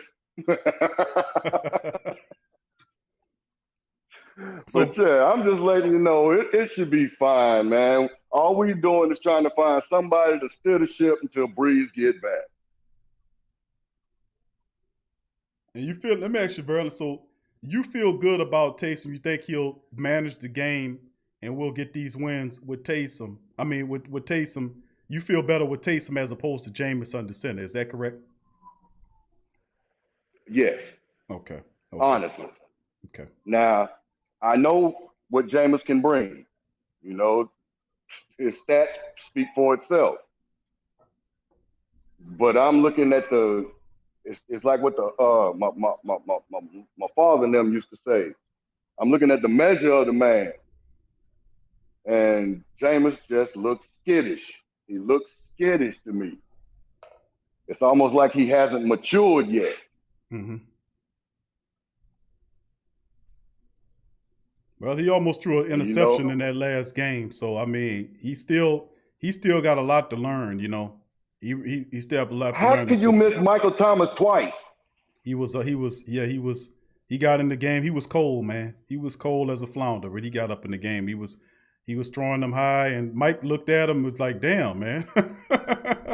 Did you see when Kamara he was pressing, bro. Looked over there and was Did you see Kamara look like, what are you doing? Yeah, he was pressing, bro. That's what that was, man. He came in the game and he was pressing, man. That's what that was. And he just got to learn to come in the game and relax and play his game. And I think that's what it was. He got through in there, surprised, and he came in that second half and he was pressing. You could tell he was. Now, if we can get us settled, Jameis, I want to see that big arm because I want to see our offense stretch out again. You know, Mhm. I miss them big plays. Boy, you don't know how bad I miss Coastal. I miss them big plays. But, you know, like I say, we looking at something just to guide us along the Breeze get back. Because I strongly don't believe that neither one of them is going to be the face of the franchise after Breeze is gone. I don't trust that. Yeah, I've said that too. We'll see, and like I said, it's sooner or later we will have to see who the guy was. Drew gets hurt; he'll be out for 4 or 5 games, in my opinion. And you have 2 guys who are looking at the future QB position behind Drew. Taysom Hill, they gave him $16 million to be a utility man for him. Jameis came really cheap. He's a reclamation project looking to reduplicate what Teddy Bridgewater was able to do, build his career up with the Saints. He has everything it takes. We'll just have to see, man, how it shakes. It was a surprise that if this is indeed the case from Adam Schefter, that the Saints are going to play Taysom and going there with him 100% of the snaps, that is most certainly alarming to me, which also lets me know that the Saints plan on running the ball a lot too. So, I mean, that's a part of it as well. But Verlin, once again, bro, I appreciate you for chiming in, my brother. Thank you for dropping your points and everything, my man. I appreciate you chiming in the Great Saint Think Tank, my friend. Appreciate you.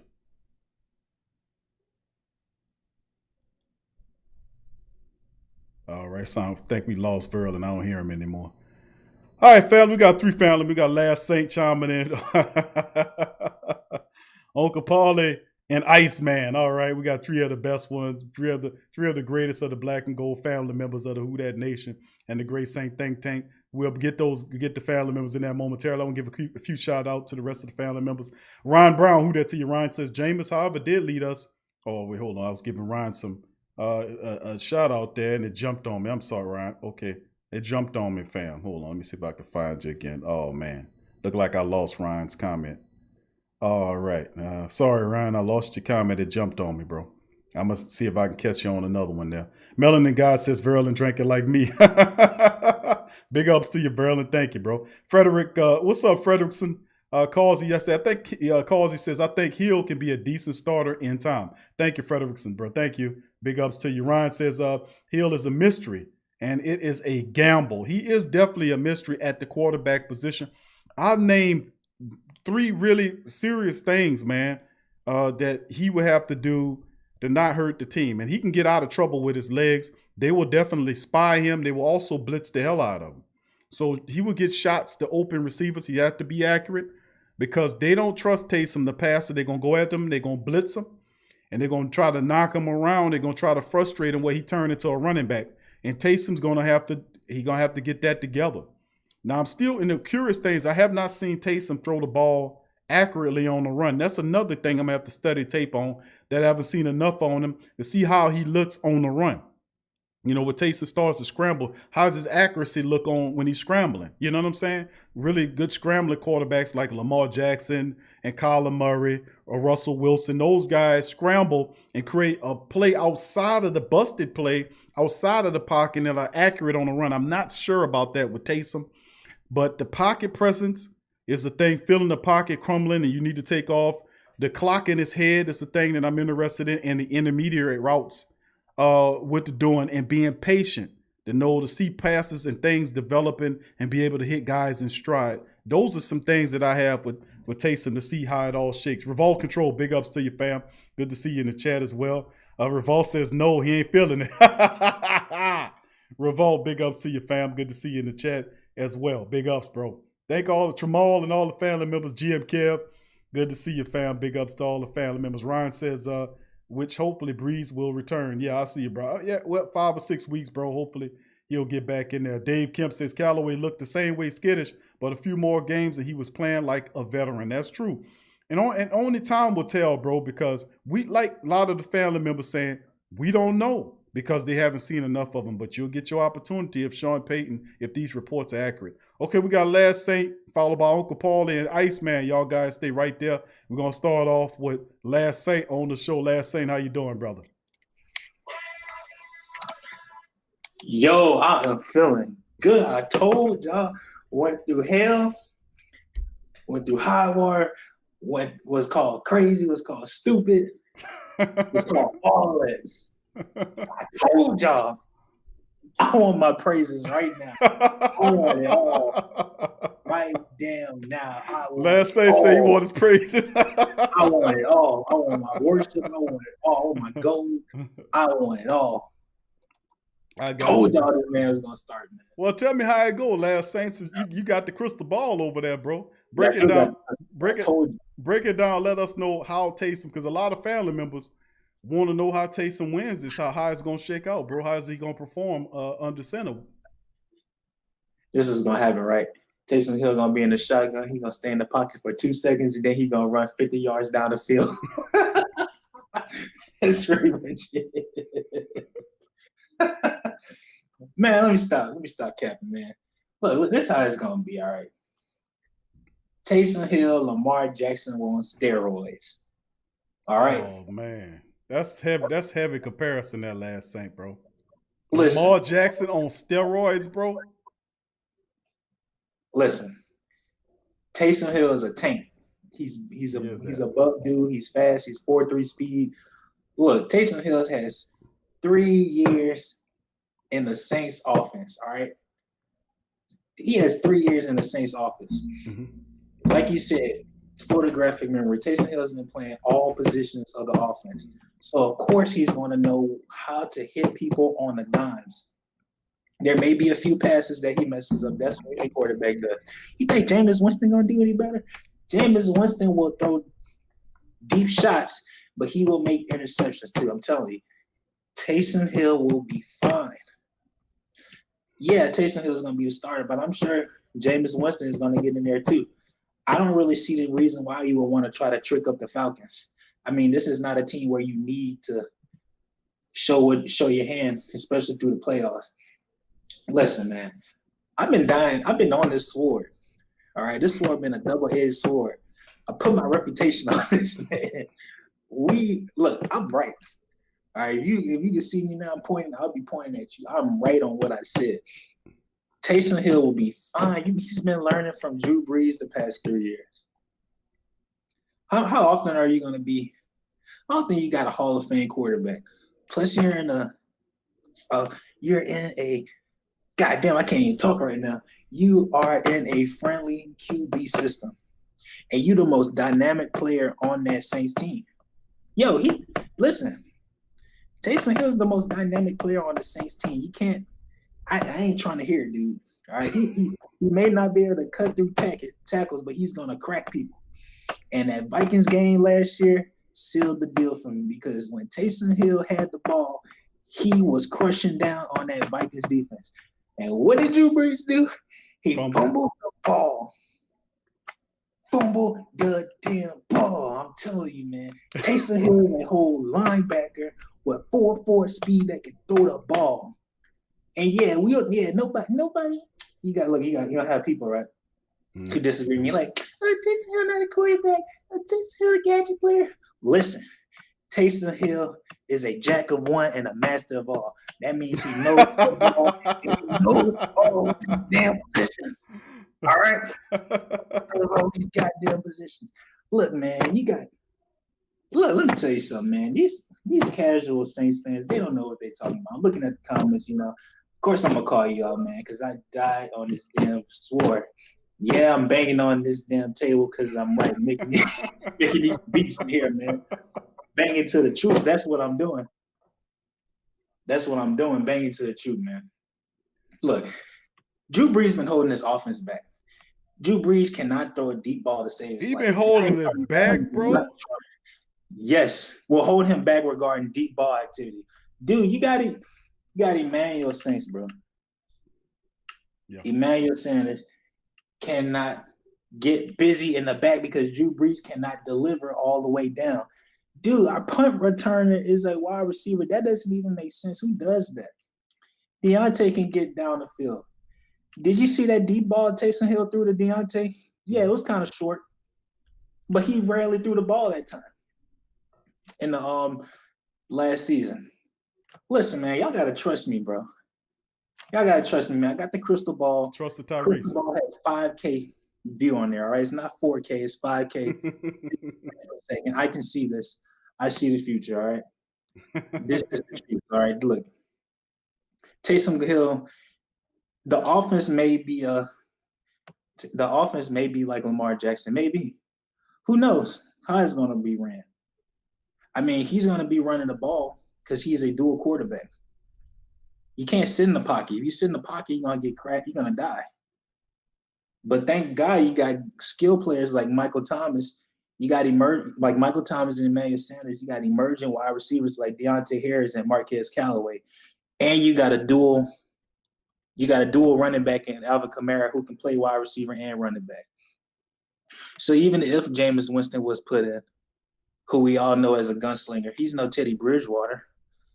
But, I mean, if you're throwing slants and you're throwing short routes and curls and all that, you'll be fine with either or. I'm telling you, man, you'll be fine with either or. But with Taysom Hill, man, your chances are double. It's like being on crack and winning the lottery at the same time. You won't function because you won't understand how glorious it is. Your y'all don't understand, bro. When Taysom Hill gets in a wildcat position or Taysom Hill is in a shotgun position, everything moves faster because everyone is trying to blitz and kill him. So, of course, you're going to have people wide the hell open. Like that Saints game against the Buccaneers, and when Taysom Hill threw those two passes, they were coming in hot to kill him. And Taysom fired that ball off as soon as possible. And he could have hit Alvin Kamara on that touchdown on that streak. All right, I'm telling y'all, listen, look at the film. Y'all are looking at the highlights. Look at the film and you will know. I'm telling y'all. I'm preaching and I'm teaching to y'all because y'all don't know nothing. I got the 5K crystal ball with the 120 frames per second. Y'all better listen to me, man. I'm telling y'all. Look, Taysom Hill played tight end. He played run. Yo, I know you was complaining about why you putting in your quarterback as a running back. Yo, your running back is your quarterback is crashing people and cracking them anyway. Because I know you were saying why. He ain't gonna stay a quarterback long if he cracking people there last Saint. That's true, but you get what I'm saying. He's playing different positions. He's playing wide receiver. That's what I was saying. I don't want him to do that because I ain't want him to get hurt. They got guys that can handle that weight. You know? Right, because look, Taysom Hill is 30 years old, man. Mm-hmm. He's not even in his prime yet. Jameis Winston is 26. But I have faith in someone who has 3 years in the offense. 3 years in the Sean Payton-led offense, who's the most dynamic player on the Saints team. And yeah, people are going to be disagreeing with me. They're going to be calling me a fool. They may say that, he don't know what he's talking about. He's not right. He don't know what he's talking about. He's wrong. He's a fool. It's fake news. Nah, this ain't fake news. It's the truth. And when it happens, and when I get on y'all about it, y'all ain't gonna say nothing. Because I'm writing y'all wrong. That's the truth. All right. And that's a fact. All right, we'll talk, brother. Last say, I hope everything work out the way you say, man. Listen, I really do. I got the crystal ball. What are you talking about? But bro, I hope it's 100% accurate, bro, because this is good, man. If we have a Lamar Jackson type of situation, we know he can scramble. My issues is his accuracy and his discernment in terms of pocket awareness, his intermediate passing, patience, throwing the ball away, just pocket QB intelligence is what I'm saying. And I know he's smart, but I need to see him exhibit certain qualities. And you're right, he had an extended period of time to be under Drew, who's one of the smartest quarterbacks to ever play the game and one of the best quarterbacks to ever play the game. And Drew is a really good teacher of the game. And Taysom has improved since he's been here. So you're right. Maybe this is his shot. Just show it with time. To the chagrin of a lot of the family members thinking, man, you go with the experience over somebody who haven't done it. So we'll see, bro. We'll see how it shakes. But brother, the last thing, I'm gonna give you the last word, bro, before we move on to Uncle Paulie and the Iceman.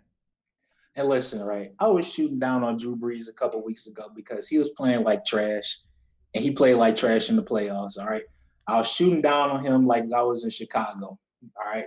Because look, he was missing people deep. People that were deep down the field. I don't know if he was missing it or if it was passes that he knew he couldn't make. Because Drew Brees, his brain moves, it moves really quick. I don't understand that. All right. It doesn't make sense. It's not humanly possible. But I guess if you've been playing for 20 years, then yeah. And you're old men. Look, we're gonna everything. I'm telling y'all, man. I'm telling y'all, everything is gonna be good. Even if Jameis Winston was in, everything will be awesome. Because you're gonna be having deep strikes down the field, and then you got a defense that finally got it together to back it up.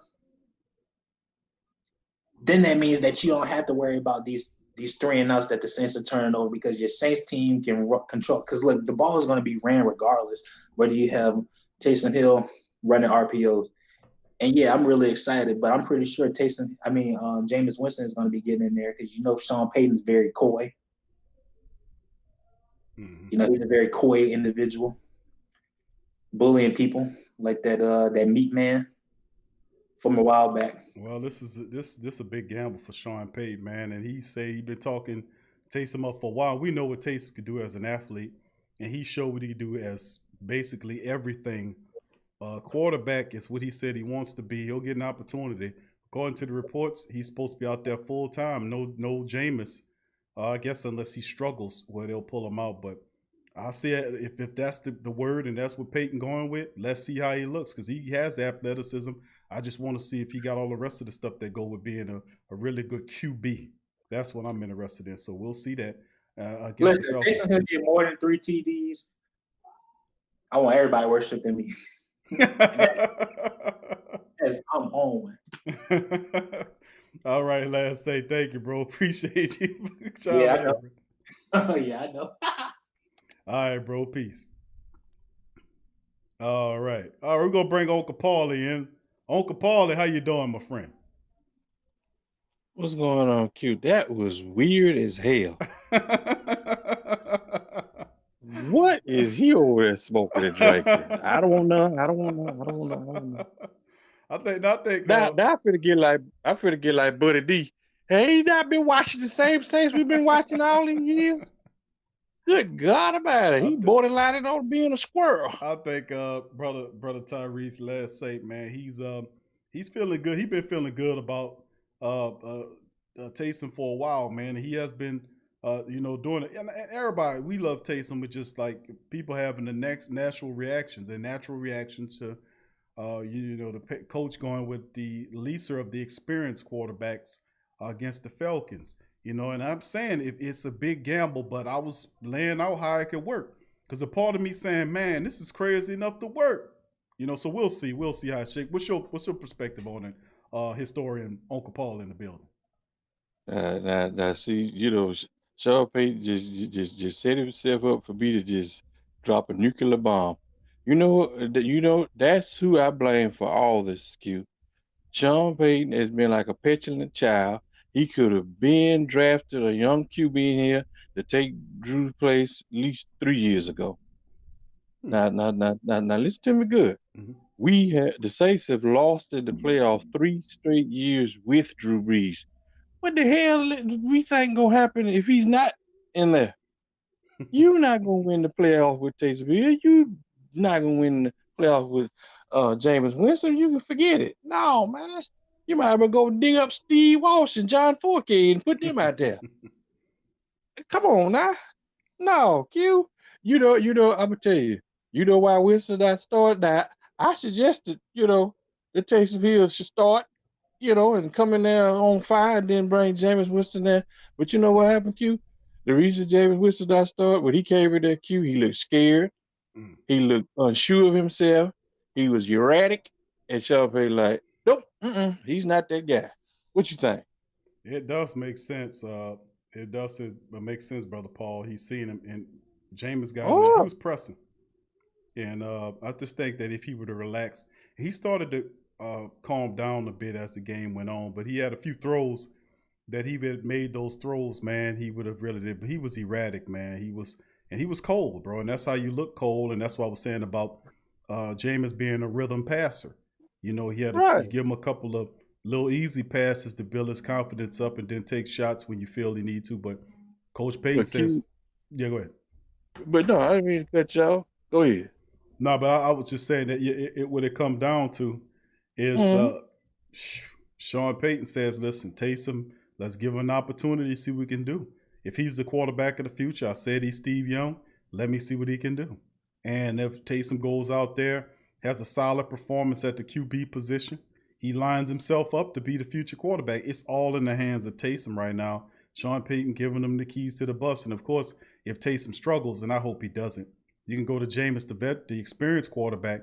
But Taysom Hill does have all of the weapons in terms of the skills. He can scramble, and I think Atlanta will play him.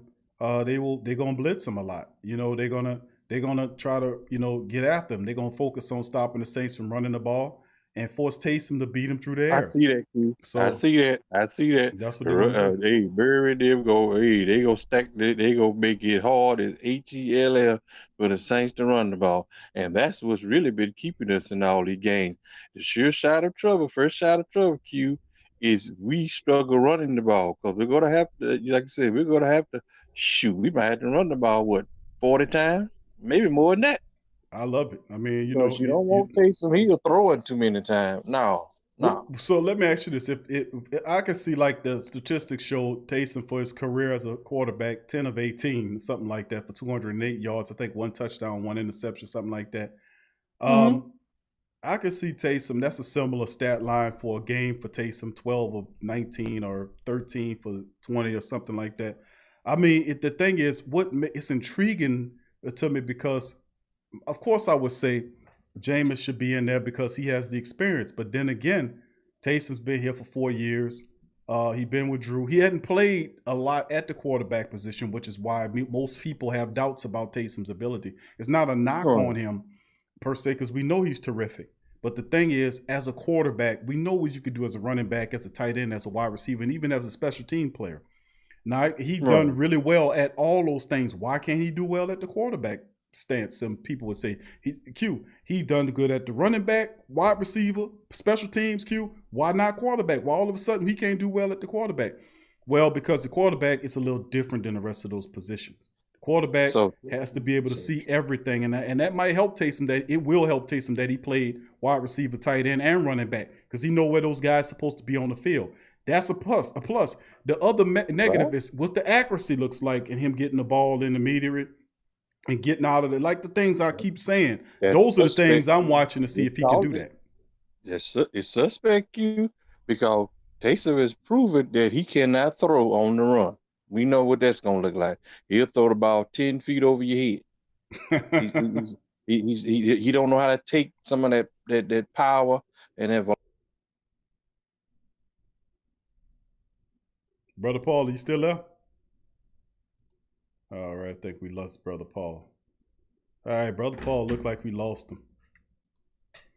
But a lot of the family members there, man, I'm telling you, that a lot of people are on the Jameis train, the Taysom Hill train. And I'm interested, man, to see what you got. Manzer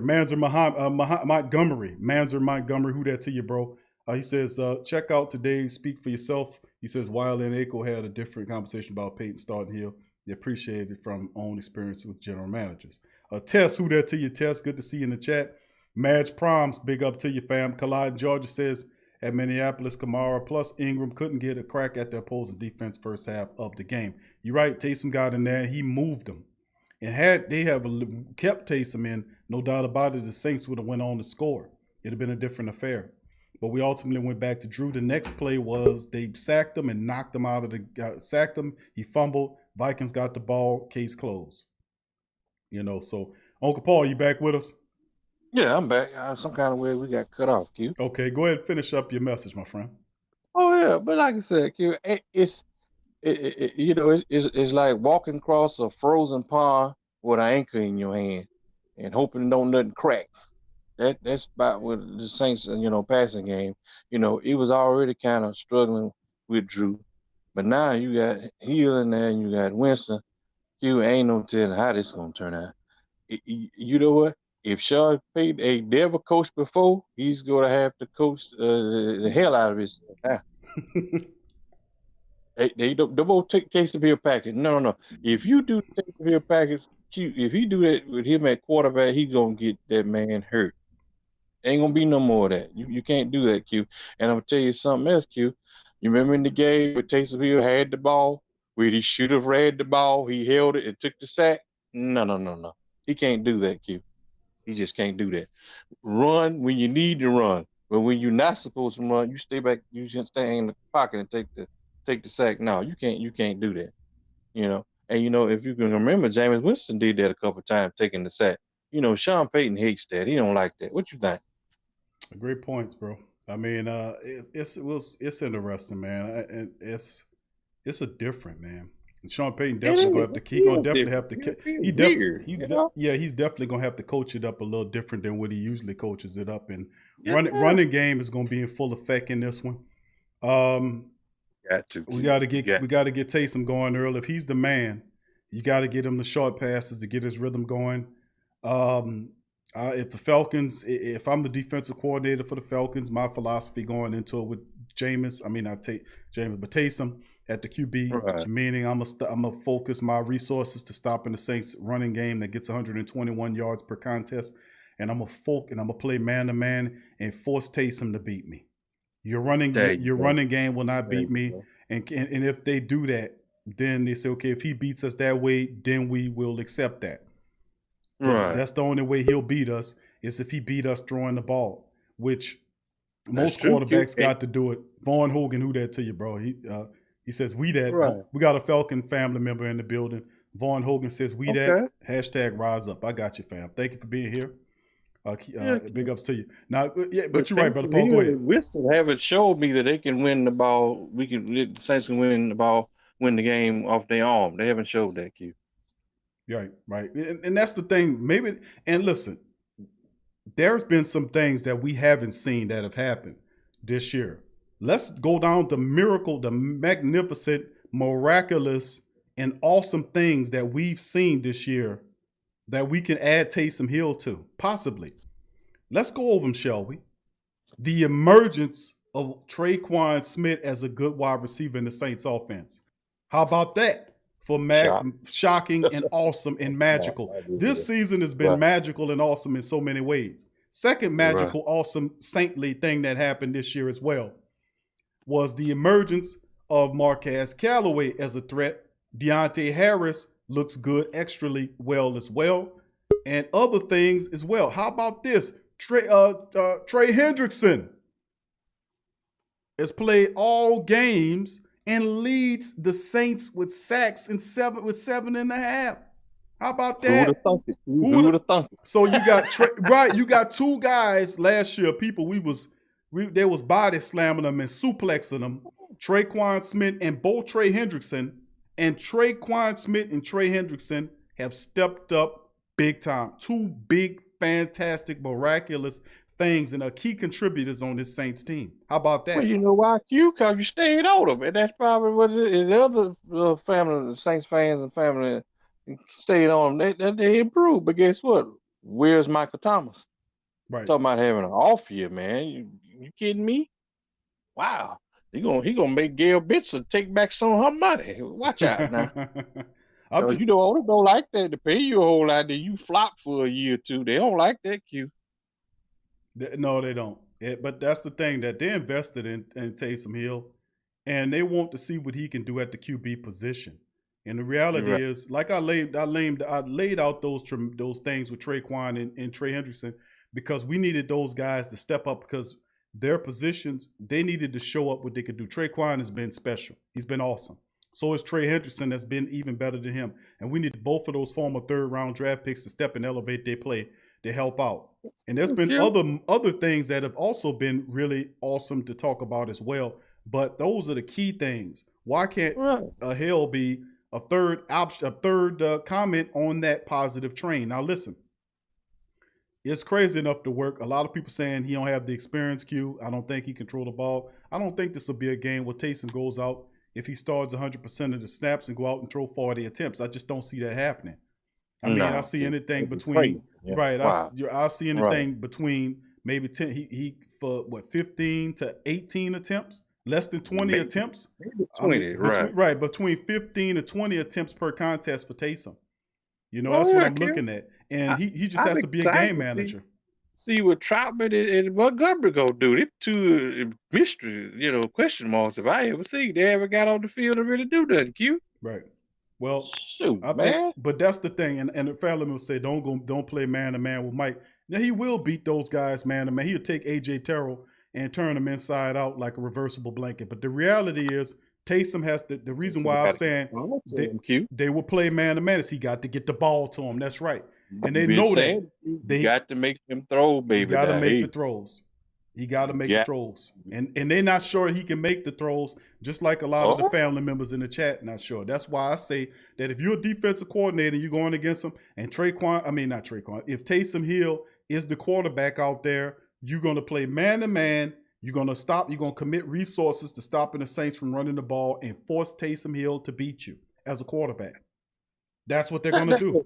because you don't want to put the pressure on the defense. Defense just not playing good. They don't need to be getting stuck out there on the field, and defense can't get off the field, offense can't stay on. That don't need to happen. We don't need to go back to that. We really don't. Right. You're right, bro. I mean, but we just got to get out of this one, get the win, and get out of it without having any more injuries. That's my key thing. M-Ball, who that to you? Good to see you in the chat, bro. Big ups to you. But that's one of the things that I say is that we just have to get the win, get out of the game with no injuries, no more injuries, and just kind of put it in cruise control, so to speak, because we gonna and I've been calling for it, the running game. We're gonna see that running game, 35, 45 attempts per next couple of contests. And Taysom, you're gonna see him stretch out that defense too, because if they're playing a running game like that and committing them, that's quick strikes down the field. You hear me? They're committing resources to stopping the Saints from running the ball. That's opportunities to strike them down the field, and Taysom could throw the ball. We'll just see how accurate he is. And of course, they're going to try to contain him and keep him inside of the pocket and force him to be a quarterback because they know how dangerous he is once he takes off. He's sometimes the fastest man on the field. So they're going to do their best with Deion Jordan to spy him. They're going to blitz him and try to rattle him. And Taysom will have to make the throws. And we know he's going to have to make them, Brother Paul. Go ahead. Because you know what, Q, I'm just, I'm not being negative. Like I said, I'm a Saints fan, love them through and through, but I'm a realistic Saints fan, and we don't want sure trouble is for Hill and Winston to go out there and play like Chad Loop and Jamie Howard. We don't want that. Now, we don't want to call Q the passing game struggle. That's gonna put so much pressure on the run game. Champagne gonna have to alternate the backs, and then that's gonna put more pressure on defense. The defense is tired. They really been, carrying. Really, to tell you the truth, really been carrying this team so far this year. I'm glad to see that, but defense they get tired too. Hey, you're right, Brother Paul. But a lot of people saying I don't like the move. Listen, this could work. This could work. Taysom has to just make those throws. I'm telling you. He makes those throws, it's going to be a successful day. It's as easy as that. Because they're going to commit resources to stopping the Saints running the ball. And then they're going to try to contain Taysom inside of the pocket so that he doesn't run. Taysom and you're going to get a lot of one-on-one matchups. You're going to get opportunities down the field. Taysom just has to make the throw. It's crazy enough to work. I'm telling y'all, it's crazy enough to work. All he has to do is make the throws. They're not going to be doubling this guy and that. They might make adjustments once it start working. But I'm saying, I know the family members saying, Q, I don't like it. I don't like it. Jameis should be there. Hey, Revolt, I feel you. Revolt don't like it at all. I see the other family members don't like it at all. But I'm just saying. Payton made up his mind, Q. Ain't no changing it. It is what it is. But I'm saying, listen, it's crazy enough to work because I'm telling you, he just has to make those throws, and it won't be difficult throws. You see what I'm saying? It's not like if they're going to try to stop the Saints from running the game because they know going into it, the Saints are going, okay, we got a backup quarterback that doesn't have that many reps. What are they going to rely on? They're going to look at the statistics, say the Saints are averaging 121 yards per contest. Obviously, the Saints are going to try to run the ball more. So they're going to commit resources from stopping you from running the ball. Well, if they commit resources up front, then that takes away resources from the rear, which means you'll get opportunities, one-on-one opportunities to beat guys that's going to be running down the field. Taysom just has to be upright, see them, and make the throw. Now, do I think he's competent enough to do that? I do think but I don't anticipate him being 40 attempts in the game. It'll be anywhere between 15 to 20, less than 20 attempts. I wouldn't be surprised if he had 17, 18 attempts in this game.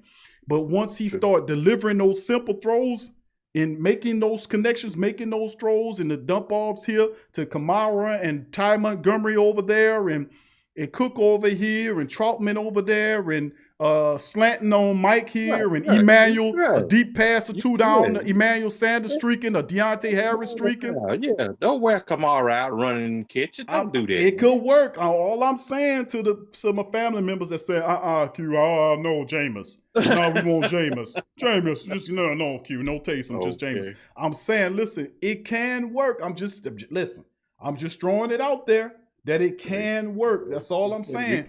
We'll have to see. We'll have to see. But you know what, Q? I say Will Lutz don't need to be missing no kicks. I see at least 3 field goals. I predict you're gonna see Will Lutz in there at least 3 times because there's gonna be more than 3 and outs. I already see that. Well, Will Lutz I see he's gonna play a big role in this game. And I'm predicting the Saints to win 20-17. Will Lutz gonna have to be clutch. Well, yeah, we definitely gonna need Will in this one. But listen, if your offense struggling, your specialty, your kicker gonna have to be ready, man. Right? You're absolutely right. Absolutely right. If you ain't getting touchdown, Right. You're right, Brother Paul. You're right. We got it. Especially, listen, it's going to be a full team effort. It's going to be offense. It's going to be defense. It's going to be special teams. Listen, defense have to get at Matty icy hot, and they got to put them on the ground, bottom ground. But that's just what it's going to have to be. You got to get to them. You're going to have to stifle their running attack. You got to do it. The Saints defense got to help out. You never know. Gurley might come out there hot, and please don't let Matt Ryan scramble and get no touchdown. He does it every game. We got to we got to make sure Matty icy hot. Use icy hot after this game. We got to put some pain on them and knock them all around in this one. He'll try to sneak one down low on you and take off, and he wide open. Don't do that now. Right. You're right, Brother Paul. You don't want Atlanta to get no confidence in this game, Q. You really don't. Like you said, you want to play them like you're playing Tampa Bay, or the team you done beat already. You don't want to play down. You want to play up. You know what I mean? Right. No, you're right. Absolutely. I'm predicting the Saints win. I think it's going to be a nail biter, but I'm predicting the Saints will pull it out 20-17. 2017. Uncle Paul, it says 2017. Close game. Lutz kicks us to a win. All right, Brother Paul. Once again, thank you for joining us, my friend. Who that to you? Thank you a lot, bro. Oh, I'll be good now. All right. Talk to you on Sunday. All right. Yeah, I'll be there. Peace. All right. We got Brother Freddie and Iceman chimed up here. Brother Freddie, welcome to the show. Brother Freddie, how you doing, sir? What up, Q? How you doing, my friend? Man, my energy kind of low. Uh-oh. What's going on, Brother Freddie? Man, I messed around and took a nap with the TV on Fox Sports 1, and I purposely went to sleep on Colin Cowherd and Patty Cowherd. Yeah, him and what's that boy? Wiley them. Oh man. Yeah, them. I call it the Coon Show. they give me a headache, and it's another one. I heard clips of them, but it's the Rachel chick and like 3 other computer programmers, it sounds like. But anyway, they all picking the Falcons.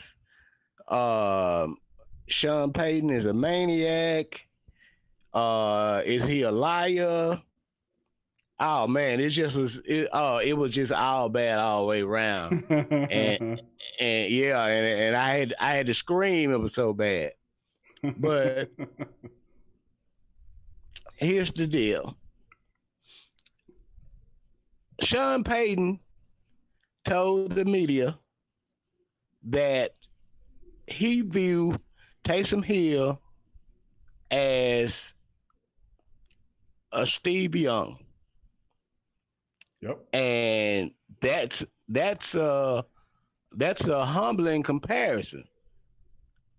So I'm like, okay, Taysom must be pretty good because I'm old enough to remember Steve Young, and he was pretty good. Okay.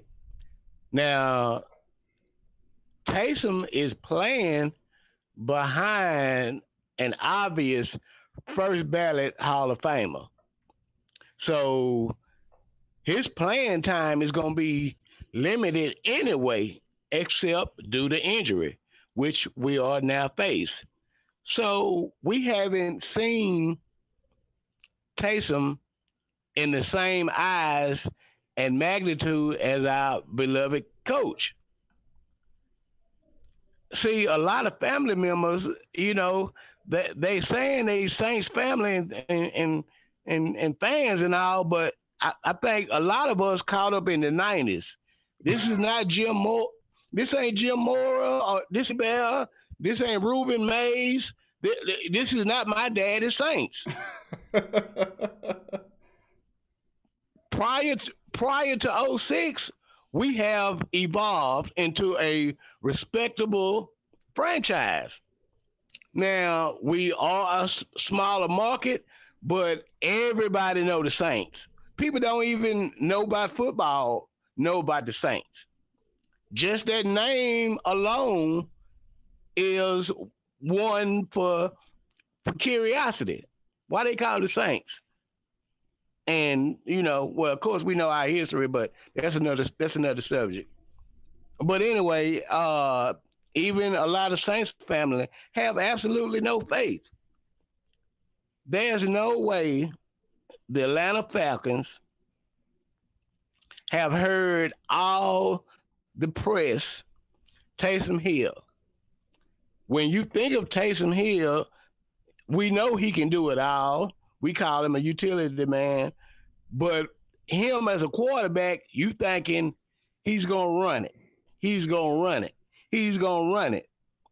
You stack your box to prevent the run, as you just elegantly pointed out. Somebody going to be open. Just have to make the throw. Yeah, you know what I'm saying? And with the athletic capability Taysom possess, he can chunk it deep to Emmanuel. He can chunk it mid-range to Mike T. He can hit a speedy route to Deontay Harris. I mean, it's endless possibilities. And I don't really think at this juncture Sean Payton gonna really call a game to jeopardize the team as a whole, because he enjoyed beating the Falcons just as much we love to see him beat them. Right. And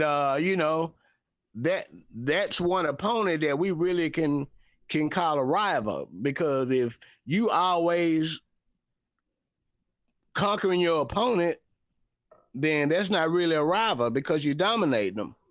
But see, last year they came into the dome and stole one, caught everybody off guard, and then we returned the favor in Atlanta. Now we at home first, and there's really no such thing as home field advantage this year due to the whole C-19 epidemic. You know what I'm saying? Right. So I don't, normally I would be kind of semi-relaxed, but, like I said, the home field advantage thing is out the window. You know what I'm saying? But, one of Sean Payton's favorite books is also one of mine, and it's the 48 Laws of Power. And he's implementing some of those strategies expressed. So again, me personally, I've seen more of Jameis, and I would feel somewhat a little better with Jameis because I already know he can throw it, if nothing else. Now, his decision making, his internal clock, I'm not sure about none of that because I haven't got a chance to witness him in a full game scenario where he's had a week worth of preparation and not on the spot because nobody knew Drew was coming out that 49 at halftime. Nobody knew that. They called it that. I knew he took a big shot and his body language was off. And I'm like, I don't think Drew feeling too hot. And he tugged on his right shoulder pad all the time anyway. And he been abused all year. Yeah. And I'm not really into psychics, crystal ball reading or any of that there. But Q, if you can recall back in August on your Wednesday show, we was having this talk. This was like a couple of days after Drew Brees made that closed-minded comment concerning the anthem. Yeah. And I said this was gonna motivate a lot of defenses to try to purposely hurt Drew. I thought it was gonna come against Tampa or somebody, but it was, one of our arch nemesis, the 49ers, and that I was upset at Drew because his lack of arm strength, and that I wanted to see Jameis Winston, and you said, "Be careful what you wish for. You might get it," and damn it, we got it. Now, I thought I wanted the Q, but that damn genius. Yeah, so now I don't know, bro, But again, I do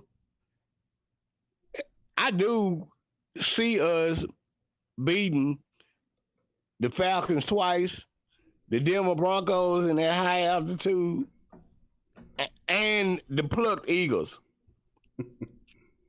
So by then, I think Drew will be back because a lot of people trying to glance over the scenario that, hey, Drew don't want to sit down now anyway. Again, people can pretend that these records are just no big deal. They part of the game.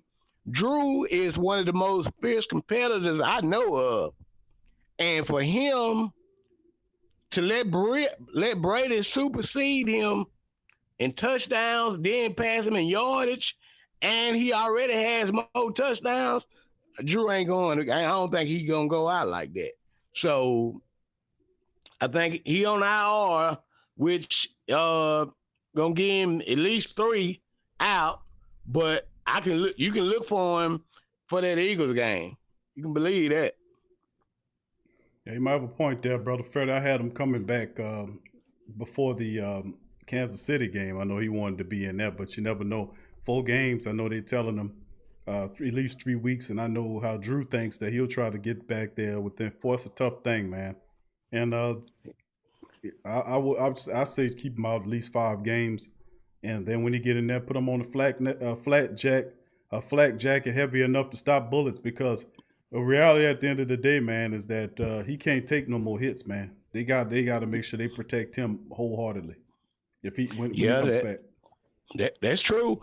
Now, but knowing Drew, he gonna order some shoulder pads with a built-in rib cage. He gonna order some of that hot tea you got, and from crop to cup. That's some good ass tea, there, Brother Fred. Yeah, he think he can drink a hot cup of that tea, and it's gonna warm his lungs and coat his rib cage. Oh, I'm back. I'm ready. From crop to cup. Everybody gonna like, Drew, how'd you do it? I had fresh tea from crop to in my cup. Where you get it? Where you get it? Where you get it from? Sports coma. He gonna want to buy up the company. He gonna say, "Man, I gotta buy that goddamn company. You gotta add it to. Yeah. Gotta add it to the rest of them." You know, Drew got the mug with your face on it. You ain't seen it? Kim, I'm serious. Hey man, I check everybody. I do like the youngsters. I be on Instagram and Drew at home with a big old sports karma cup with man. Big Q face on the front. What you think, Q? Yeah. Oh man. Yeah, but yeah, tell family members under the sound of me and Big Q voice, man. Have faith. We're gonna pull that off. And this one of them games is gonna leave you saying, "Wow!" So, and I can't wait for post game after Saint Central, and I'm gonna be like I told y'all. We're gonna be in the building too, brother Freddie. We're gonna be in there. It's gonna be a fun game, man, against the Falcons, man. I'm just, just waiting to see, man. I think if it's done like I'm thinking in my head, man, this is gonna be a hell of a fell. For sure. But I appreciate you, brother Freddie, as usual, dropping the knowledge, my brother. Thank you on that, bro. And I'll talk to you on Sunday, bro. All right, Q. Appreciate you. Who that? Who that to you, my brother? Thank you. That's brother Freddie dropping in, man. Big ups to brother Freddie dropping in. He got the truth from crop to cup. All right, thank all the family members. Darrell, what's up, Darrell Freeman? Who that to you? All the great Saint Think Tank family members in the live chat. Big ups to the rest of the family members. Thank y'all for being here. Big ups to you, Revolsa. That's not tea, that's vodka. Oh, big ups to the rest of the family members. Much love to y'all, man. Thank y'all as well. Jarvis, I see you, fam. Jarvis Rogers, who that to you? He says, Q, I think Sean might think our interior line play isn't up to par right now. So the best style of QB to have now is one who can escape when the interior collapses, because it will collapse. Thank you, Jarvis. That is definitely something to take advisement of, especially how Ruiz got blown by Drew. So I blew by that guy, and then he blew up Drew. So that could be interesting. We don't damn sure need the same thing to happen to Taysom Hill, who can scramble out of danger, as well. So. But nobody told us to go and draft an offensive lineman to put there. We could have kept the veteran that went to straight 3 Pro Bowls there. I mean, it's just see how bad some decisions can come to bite you right square on your what. But I still like the rookie a lot. He's here, man. You got to leave him alone, let him learn. So we'll just have to keep an eye out on it. All right, we're gonna bring in our final caller to the night. Straight Booming podcast is on the show. How you doing, Straight Booming? I'm doing all right, Big Q. I'm doing all right, man. Hanging on in there. That's good, bro. What's on your mind tonight, my friend? You know what? I've been really listening to the media and, been checking the show all week, coming up to today. Mm-hmm. I got off work and I seen that they chose or allegedly chose Taysom Hill over Jameis. And I said, oh my God, please, no. But I thought about something, and listening to the last brother that was just on. He was breadcrumbing it together as well. The thing about it is, last week the media didn't do nothing but play with us. When it came to the not the 49ers game, that one too, but the Buccaneers game, they overlooked us. They talked about what Bucs did wrong, but then they went straight into we catch the dub at home with the 49ers or whatever, but at what cost? It was sloppy. Then they start talking about how Drew Brees was cracked up and whatnot. This week, the media wants questions answered, so they come into our camp. And Sean Payton, he's playing them. He's talking about some bagels and cream cheese. Yep. You know what I'm saying? He's talking about bagels and cream cheese. Right. He's not trying to give them nothing. The media is selfish. You know what I'm saying? They put who they want on the pedestal. They glorify who they want. And now they want answers so they can run with the next story. Sean Payton ain't giving it to him. Now, what if Sean Payton just threw out Taysom Hill at the very last minute, and now Atlanta is trying to get their offense ready so they can go ahead counter Taysom, and then he started Taysom for one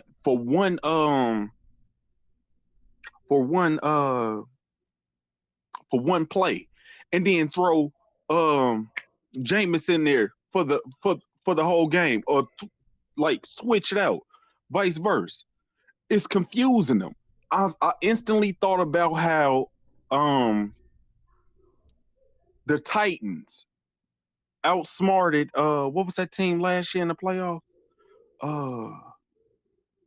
They had ball control, but they outsmarted the team. Baltimore. Whatever team was it Baltimore they beat? I think it was Baltimore. Didn't they beat Baltimore to move up there? I think they beat Baltimore. They kicked Baltimore out, but they outplayed them with their minds. Sean Payton might be making an ass out of the Atlanta Falcons. Cause look, yeah, they got the one up on us last year. They got the upset on us. But if we beat them boys with total confusion, having them get ready for someone who's not gonna be in there, and then switch it up on them when it's game time, they're gonna be looking like utter idiots. Yep. And now I'm thinking about that. Now we're running with that notion, oh my God, but this might happen and this might happen. Look, the obvious answer was to play the one who was an overall #1 draft pick, which was Jameis. Now, what if he told the source, allegedly, that, yeah, we starting Taysom Hill, but Taysom Hill is the utility guy. It don't make no sense to put Taysom Hill in that situation if we don't have, he done had less than 20 throws in a season. Look, the man was talking about bagels and cream cheese this week. Think about it. Really think about that, and then make that settle in. When is our game? This Sunday or Monday? I thought it was Monday. The Falcons game, the Saints, is Sunday. Sunday at 12. Okay, it's Sunday. 12 Central. Look, I'm all the way up here in Seattle, so okay. I'm it's hard to figure this stuff out. I'll be trying to find out when But the thing is, if he start Taysom in that game and then switch it up to Jameis Winston, the next few plays, what are they going to go ahead and do? What are they really going to do? It's confusion. You're outsmarting a division rival. First off, I know it's any given Sunday, but you honestly think Sean Payton is not calculating the fact of outsmarting not only the media, but a division rival? I wouldn't be. I agree with you, straight booming. I think this could definitely be a ploy. It could be. We've been getting ran up in the funnies for the past 2 weeks, and now look, the media want questions answered from us, and you got Sean Payton talking about a damn bagel and some Philadelphia cream cheese. I'm sitting here like, man, he is tripping, but he not tripping, because guess what? We got all the tools that we need. Yes, Jameis did overthrow Michael Thomas. Yeah. He did. You know what I'm saying? And he was cold. Like you said, he was cold as a flounder. Yes, but I'm trying to tell you, if that man gets all he needs during the practice, all the plays he needs to get down during practice, he's going to still be enough to go ahead, free up Taysom Hill to do what he do best, and that's make plays. And like I said, hone the skills. Why mess with something that don't need? I mean, why fix something that's not broken? Right. All it needs is fine tuning. Yep. Fine tune Jameis Winston. Keep Taysom Hill where he's at. Allow him to make plays. He was a monster during that San Francisco, not San Francisco, but the Tampa Bay game. He was over there stomping on them boys' heads, and we could do the same thing. All this is a way to go ahead, get the media, throw the media off. Because look, guess what? We're going to go at home. We're going to come home. We're going to beat the Falcons, And guess what the media is going to go ahead and do? They're going to complain how we didn't let them in on whatever was said. I'm trying to tell you, instead of getting a W, like we will the third week in a row, they're going to talk about why we did not allow them to get that information. I'm guaranteeing you that. Yep. It was you're absolutely right, bro. Because if you look at the previous weeks, the Tampa Bay game was very negative coverage of the Saints. ESPN refused to even put the score on the front screen. They hid it out. They didn't cover it. And then of course it just showed the terrible bias. You had the PFT camp literally talking about we can't wait for the Saints to lose to the Falcons or some team so you can give it to them. So it's a bunch of nonsensical madness, and Coach Payton used those media personalities as a heat to get that team upset and galvanize them to win. And I think that's a large part of the people they pick so negatively against the Saints. Everybody picked Tampa Bay to beat the Saints, despite the fact the Saints beat Tampa Bay in the first week by 10 points. They thought it was a fluke and that the Saints couldn't do it. Well, the Saints woke up, and the defense woke up, special teams woke up, offense woke up, and we still have all the weapons around Jameis to need. And that's very well said, that it could possibly be a situation there where you would, ultimately see it as a ploy. He could very well put Taysom in there for a few plays and then switch it to Jameis to fool him. He could very well do that. He could. Like I said, I'm not about to sit here and think so deep into this. I know you was thinking, looking at it 3D like and from all these other perspectives, but look, it is what it is. I'm not about to sit up here and look at things like that. Look at what they're talking about. Bagels, cream cheese, they hating on us. Like I said, all of a sudden they done switched the narrative. Oh, Atlanta's gonna win. Oh, go ahead. Well, let Atlanta win then. Let them try to. I'm trying to tell you, all Sean need to go ahead and do is get in that boy ear, fine-tune him up. And when I'm talking about Jameis, and let him surgically cut them up. You act like Drew ain't going to be on the sideline coaching that boy as well. We going to chew them boys up. That's beautiful, straight boom. And I'm thinking, it could be a ploy, man. But Sean Payton stubborn, man. He's stubborn. He is. And once he make his mind up on something, whatever it be, he gonna ride with it. That's what right. It is. And at this point, Big Q, I'm not gonna lie to you. If he do use Taysom, that's fine with me. But Taysom better get it together. He cannot be timid, no fragile, ain't none of that. You can't have them jitters getting in that QB seat. This is what you signed up for. You wanted to be the man of all trades. You wanted to be the Mr. I can do everything. Play that role then. But then at the same time, Jameis, you know why you signed that deal. You came over here because didn't nobody else want to pick you up. Now, if you want to redeem yourself, this is what you're going to have to go ahead and do. Now, we didn't want Drew Brees hurt. Didn't nobody want Drew Brees hurt. But the fact of the matter is that window is closing. Now, you have an opportunity. This is what you're going to do to it. This is the first test of many. Like I said, if Drew Brees stay out for a month, let that be what it's going to be. But if he sit up there and rotate both of these quarterbacks in an offensive manner and have them going back and forth and switching it up, it's going to be amazing because Sean Payton, he really does well when it comes to allowing Drew to spread that ball out. Now, if you could spread that ball between both quarterbacks and have your offense playing to both of their placating to both of their ways of playing, name one team that's going to be able to go ahead and stop it. You can have an answer for one, but you ain't going to have an answer for the other. Yeah, versatility.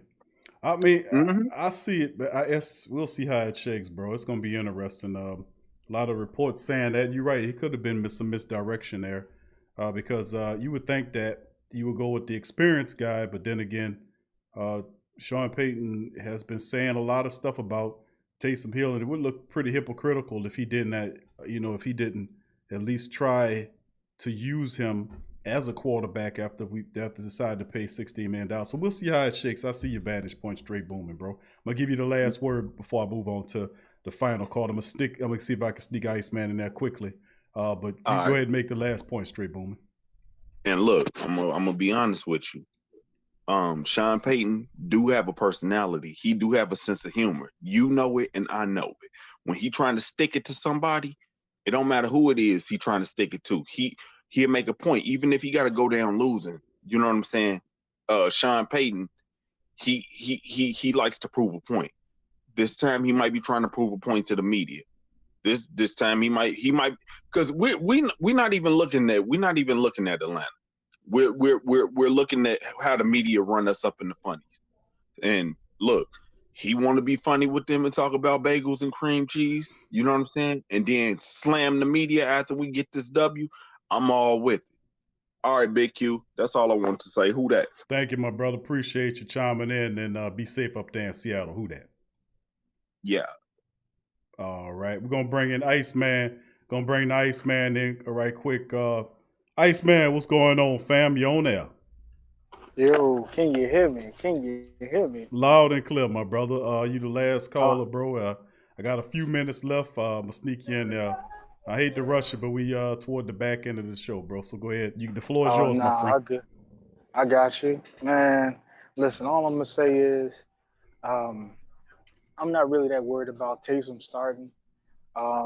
I do want to see like what this does to Jameis Winston like mentality, because for a little while we were all thinking that it was gonna be him being the starter, and trying to see him have that same maturation process as a Teddy Bridgewater last year.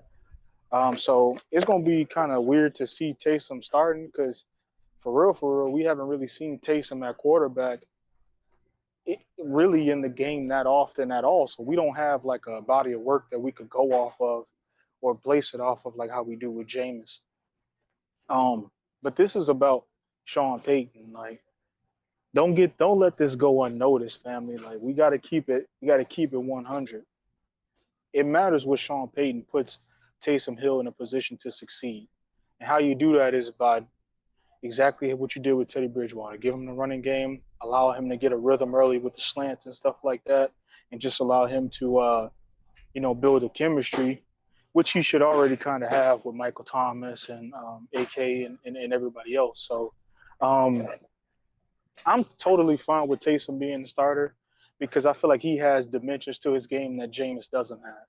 And you can say that vice versa too. I know Jameis is probably more quarterback savvy, and has the experience and everything, but I just can't. I just can't with the turnovers, Q. I know you said he's gonna throw interceptions. I just can't with the turnovers, man. Especially in a game like this when emotion is gonna run high. You know what I'm saying? There's gonna be a lot of pressure in this game to not succumb to your old ways, being that how we play down to opponents. And I feel like the Saints are gonna have to come out and punch him in the mouth.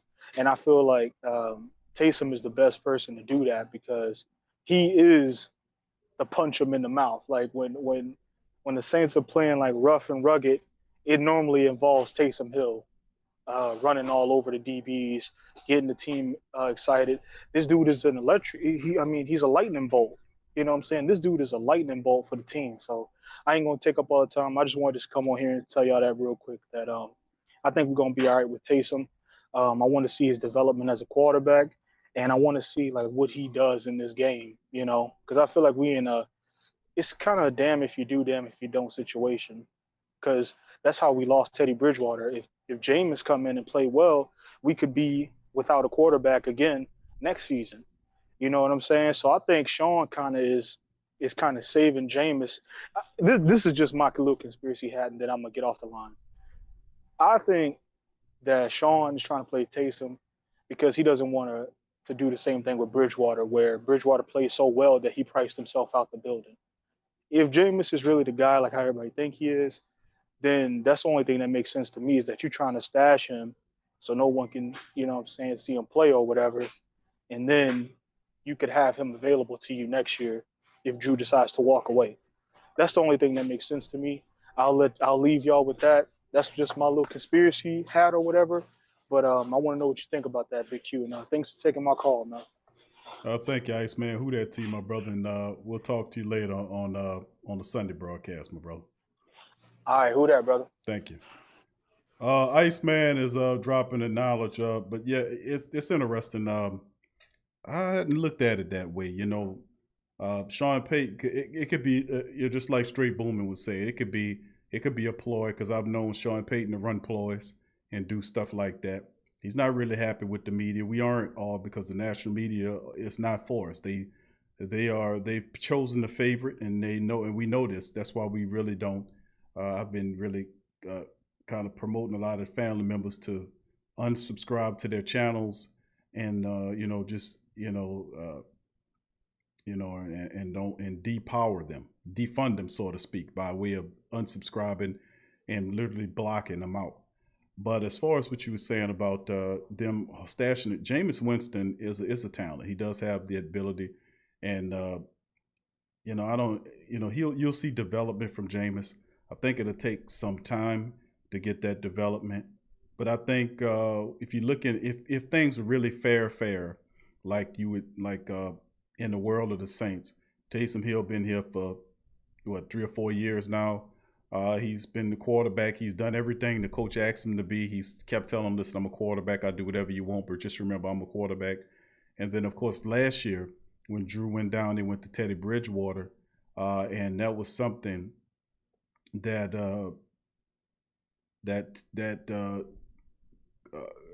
Payton made that decision. He at that time, matter of fact, I think it was within that same reference point when he made the call to go, and I was like, okay, if Taysom's Jameis, if he's Steve Young, why are you going with Teddy Bridgewater?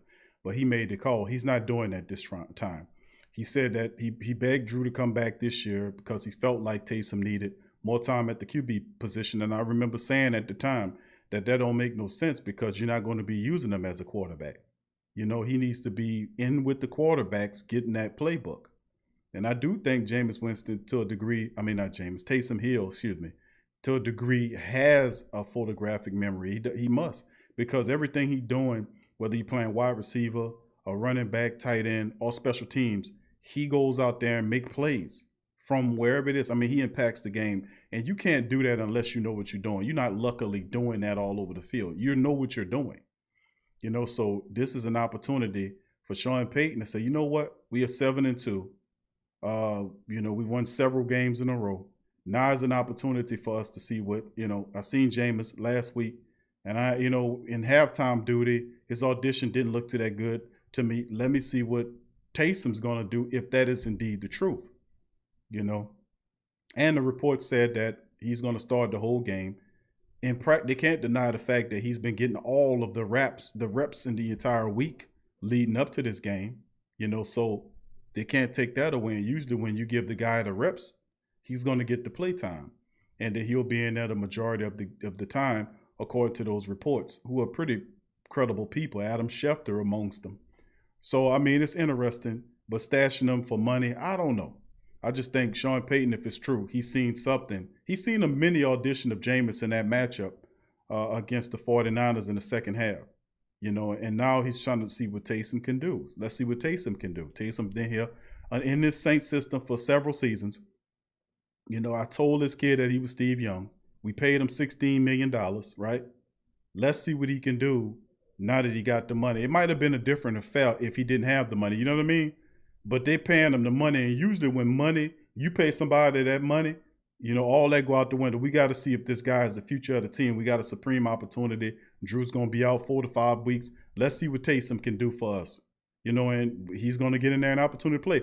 The cold part about it is like I said, the defenses are going to play to him because they're not, and they're going to throw up screen. And don't get me wrong, the Falcons are going to throw looks at him that he probably ain't used to seeing, but that's up to Sean Payton to make him understand and prepare him where he can go down to the check down if he's going to have to learn. Another thing is he's been with Drew, and I haven't seen Taysom do this, but looking off his safeties, you know what I'm saying, and not staring people down.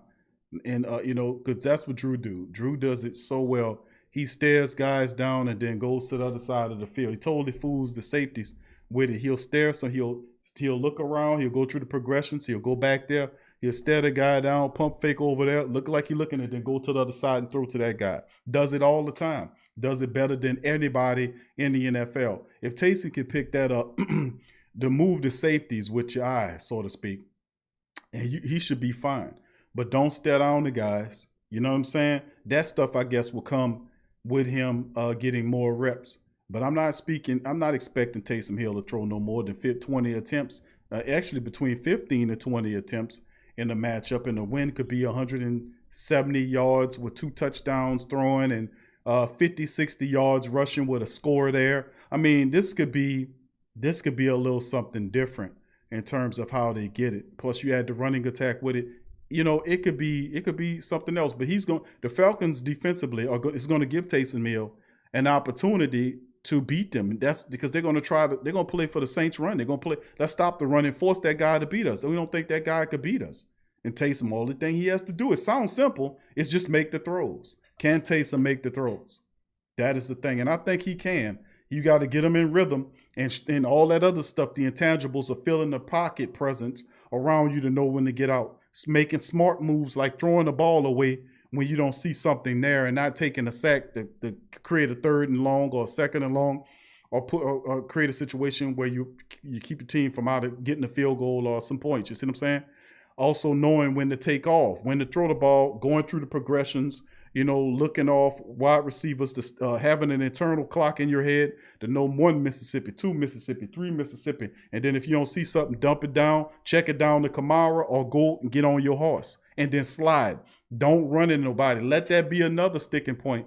Taysom, do not run into linebackers. Learn to slide. That is a major part of this, is that he has to learn that you're not a running back, you're a quarterback, which means that when you get going, slide. Don't run into him like you're trying to run him over. Slide. So, I mean, that's a part of it, but I think he can make the throws, man. Although I agree with a lot of the family members saying, Q, we should have Jameis out there. Taysom doesn't know enough of the quarterback. He hadn't had it, and I get you on that. But something inside, something just deep down instinctually is telling me that this can actually work. That Taysom, we don't need him. He's not going to go out there and throw 300, 400, 500 yards and 3 or 4 touchdowns. He ain't going to do that. What he's going to end up doing is that he's going to end up, he's pretty much going to end up throwing for between 15 to 20 attempts per game, 200 and something odd yards, passing wise, 50, 60 rushing yards with a touchdown or 2 there and a touchdown here. There, you see what I'm saying? You're going to have an all-purpose situation with Taysom because he's a threat to take off on you. So he has to just make the throws. I'm telling you, the Falcons are going to play you for the run and force Taysom Hill to beat him with the pass. That's simple. They're going to throw some confusing looks, but he's going to get every opportunity. Do you hear me? He's going to get every opportunity to throw that goddamn deep ball. He's going to have it.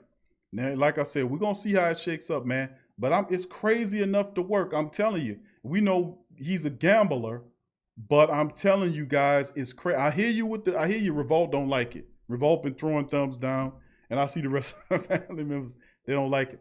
But I'm telling you, it's crazy enough to work with Taysom. It's crazy enough to work. I'm telling you, it's crazy enough to work. And besides, we're gonna have to find out if this guy is who he said, who Sean Payton believes him to be. Anyway, 2 years, $16 million. Is he the man? He gets a big audition to Sunday against the Falcons, and probably over the next 4 or 5 games that he's in there. So we'll know in a month's time if Taysom's the answer at the quarterback position. We'll know. If not, then the Saints will go to Jameis. You know, they'll go to Jameis if Taysom struggles. But my idea is, I think Taysom, this is crazy enough to work, man. It's a huge gamble, but it's crazy enough to work. I'm telling you. What he brings, his scrambling ability, you already know he's intelligent. He just needs the reps to get in rhythm. He has to make the throws, the simple throws, not the difficult throws. I'm saying the simple throws that the Falcons defense is going to give him because they don't think he can beat him. I'm just telling you, How would you play the Saints if you was the Falcons D coordinator? You would go in there and you would stop that 120, try to stop them from running by committing resources up to the line. That's what you're going to do and say, whatever you're going to get, you're going to get it to your quarterback. And if he can beat us, then damn it, you can have the game. But you won't beat us running the ball. We're going to focus on you. And I'm telling you how it go. But what is my call on it? The Saints win this game, man. The Saints are going to beat the Falcons. And I'm thinking Taysom is dangerous. You got Deion Jones who's going to be there. Deion's going he's going to spy him, because you got to spy him. You can't let him roll back out there and then rush forward, and then Taysom will take off on you, and you 5 or 10 yards back. By the time you get to him, you already got 5 or 6 yards. I mean, he's that type of dude. So they're going to use Deion Jones to spy Taysom Hill. You hear me? They're going to use him to spy Taysom Hill. So Taysom's got to learn when he does scramble to slide and avoid that hit. And he's going to have to be smart to go to the check down. He's going to have to go through his progressions. He's going to have to watch for Cook in the seams. And if he has a deep shot, take the deep shot to Emmanuel Sanders, who will be streaking down the field. He will get opportunities to throw the ball deep. You'll get some. You'll get several opportunities. So we'll see how it shakes. And even if it's not Taysom, if they go to Jameis, it's the same damn thing. You know, if they're gonna have to play. They're gonna still do similar things against these quarterbacks. They got to, because they don't know. They don't have a game plan on what these guys like to do or who their favorite target is. So Taysom, it is crazy enough to work. It is a gamble, but it's crazy enough to work. I'm very instinctual, family. And I'm telling you something about this, it just makes sense to me. And I'm doing my best to try to explain from an instinct standpoint about it. And I'm rationalizing it while I'm talking to you guys about it. And I'm saying to myself, these are the things that I'm concerned with. But if he makes the throws, that's it. If he makes the throws, then they will have to adjust. And then once you do that, then you got the play action going. You can handle your business. Trotsky 401, thank you for joining the Great Saint Think Tank. Trotsky 401, who that to you? Thank you for joining us. Much love to you. Welcome to the family, Trotsky 401. And once again, big ups to J. Cool. J. Cool, who that to you as well. And thank you for joining the family as well, J. Cool, Trotsky, and the rest of the family members, Tim and Patty as well. Thank you for joining us. All right, Happy Benjamin, big ups to you. He says, okay, I'm ready. You ready for Sunday? That's right. And all the rest of the family members. The True Hurts, what up, fam? Good to see you in the chat, bro. Much love to you. Big ups to you. All right, big ups to you. Tro Blue, what up, Tro? Who that to you, fam? Good to see you as well, my friend. Big ups. Notorious Phil says, don't compare Taysom to Lamar. There's a reason Teddy got to start last season. It's a lot. I stay away from the Taysom to Lamar comparisons because from an athletic standpoint, you know Taysom can run with the best of them. I mean, he's physical. He has the athletics. But as far as the comparisons, I stay away from that because realistically and idealistically, I have not seen what I need to see to say, bam. Because I still say, from what I've seen from Taysom, he struggles through his progressions. And I was labeling this stuff out when he was getting opportunities to throw the ball and he was in a shotgun. See, if it was going to be a run, you put guys, I mean, when you're a quarterback in a shotgun, you're given an opportunity to look over the defense and see what they're looking like. But he takes the shot, turns into running back, and see if he can plow into an eight-man front. That's not a smart football play. I often said I wouldn't want to do that to Taysom. I know he's tough. He's 6'1", 235, 240. He's big and tough. But listen, he's still a quarterback, bro. You're still a quarterback at the end of the day. And my thing is his progressions. What is it? What does that look like? His pocket patience. What does that look like? Meaning the pocket patience works with the progressions. Patient enough to go to realistically cycle through your progressions. While you're doing that, keeping an internal clock in your head, 1 Mississippi, 2 Mississippi, 3 Mississippi, not seeing nothing and looking at windows, reading coverages, making audibles. If you don't see something that you like, going up to the line, switching out of it. You know what I'm saying? A lot of that you can't get unless you under center and getting a significant amount of reps. So I know that he'll have a limited vantage point as far as a throwing quarterback concerned, but as far as running aspect of it, that's a whole nother kettle of fish. But he has to be able to make the simple throws that these are not fantastical throws that Taysom would have to make to move the ball. It's simple throws, and he'll get an opportunity to throw in a single coverage and all of that. I'm just keeping it real with you. He's gonna get an opportunity, and the great thing about it is he has weapons everywhere. Family, we don't know who his favorite target is because we haven't seen him build that camaraderie with the rest of the guys that's out there. But you got a healthy Mike Thomas, you got a healthy Emmanuel Sanders, you got a healthy Elvin Kamara, Jared Cook, Latavius Murray, who can help out. You got Marquez Callaway, Deontay Harris, Adam Troutman.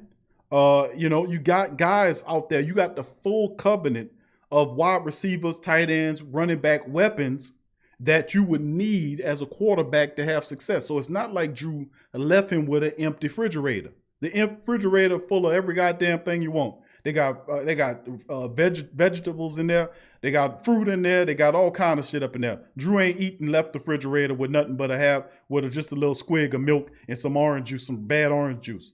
And a 12 carton of eggs with one egg in it. He ain't leave the man refrigerator empty.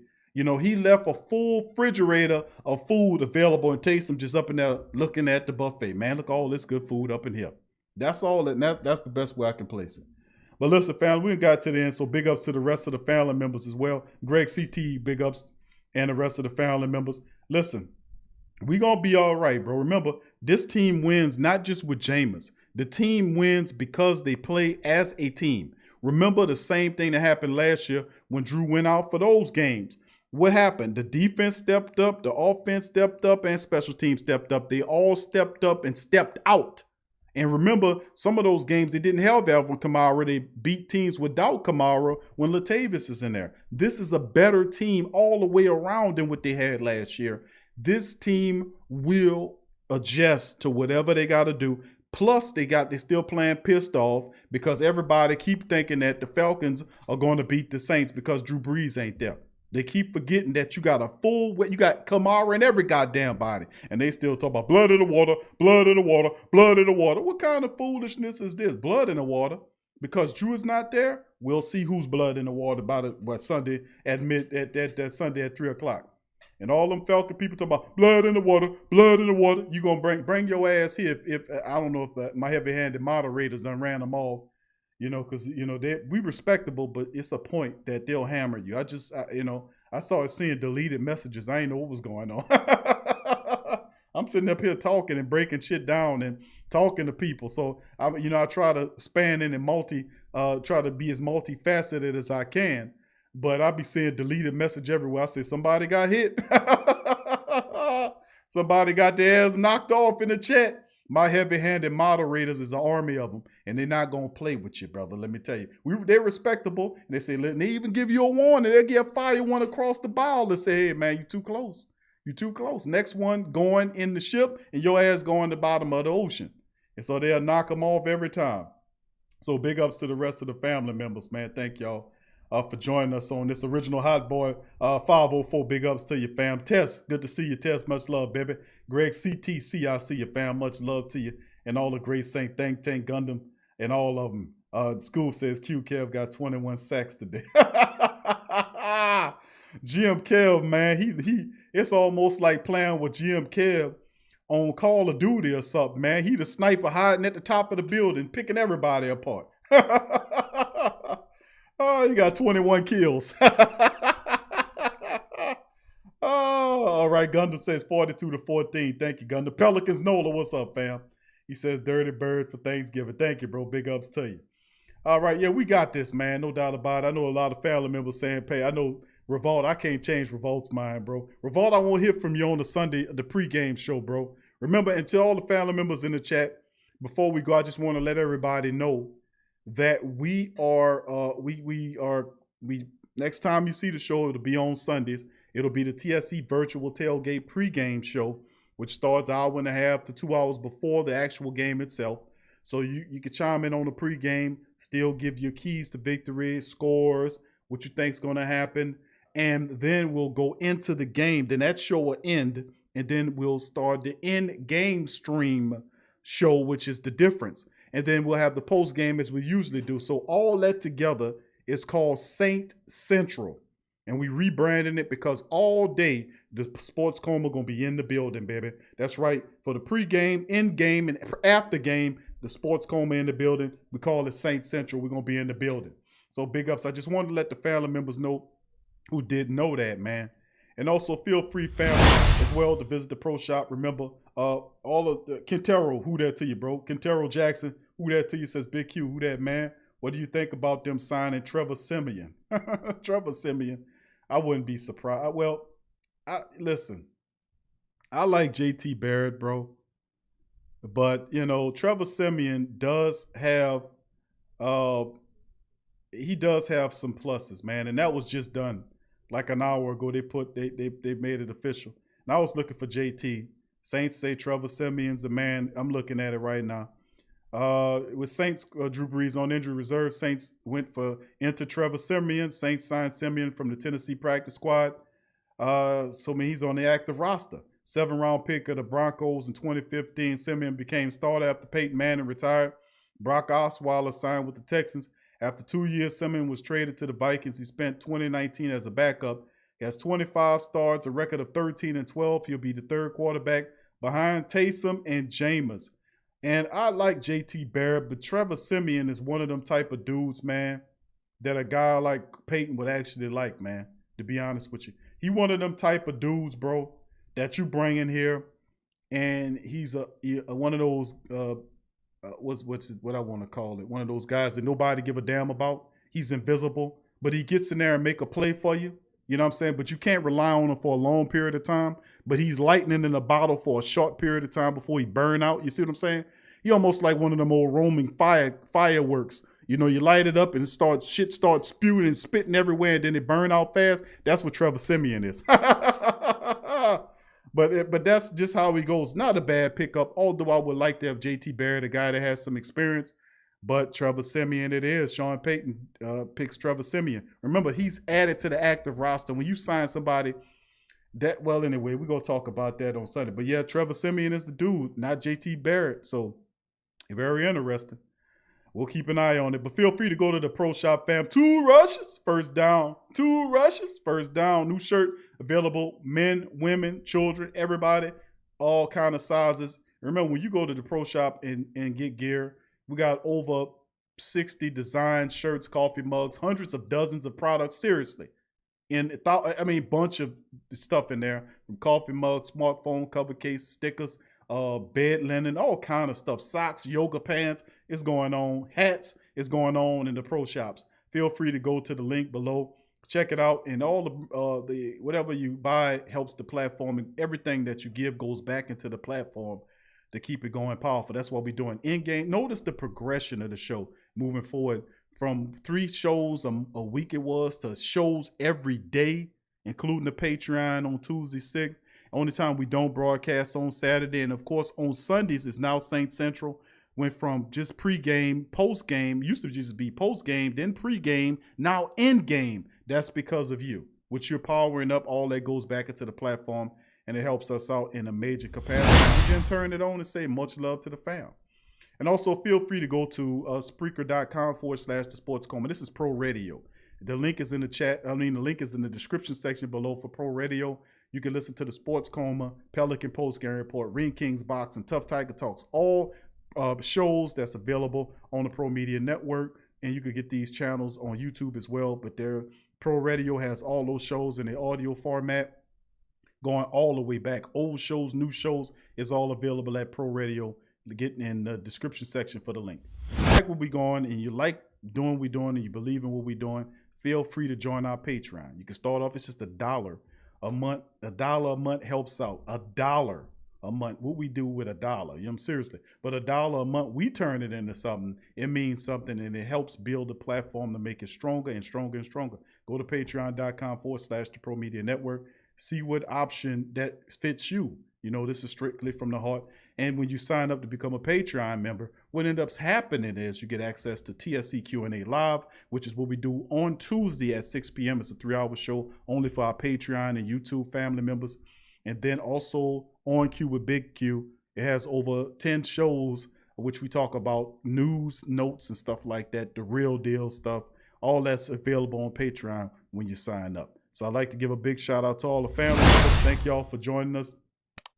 We're going over to the Pelican post-game report. There's a Pelican post-game report tonight. If you're a Pelican fan, a family member, and you haven't signed up or subscribed, if you're looking for a good show to cover the Pelicans, we cover the Pelicans just like we cover the Saints. We love the Pelicans. We have the same ferocity and passion for the Pelicans as we do the Saints. So if you're a Pelican person and you like the Pelicans, come on over to the Pelican post-game report. The link is in the chat. We're doing the show tonight. We did a 6-hour show Wednesday breaking down the draft. We'll cover the latest news notes on the Pelicans, break down their draft picks and signings and rosters and money and more tonight on the Pelican post-game report. So I'd like to thank all the family members for chiming in on this edition of the show. Much love. Appreciate y'all. Please hit the like button. Please share. Join the Patreon or become YouTube members. It helps us out big time. And I'll see y'all guys Sunday on Saint Central. Who dat?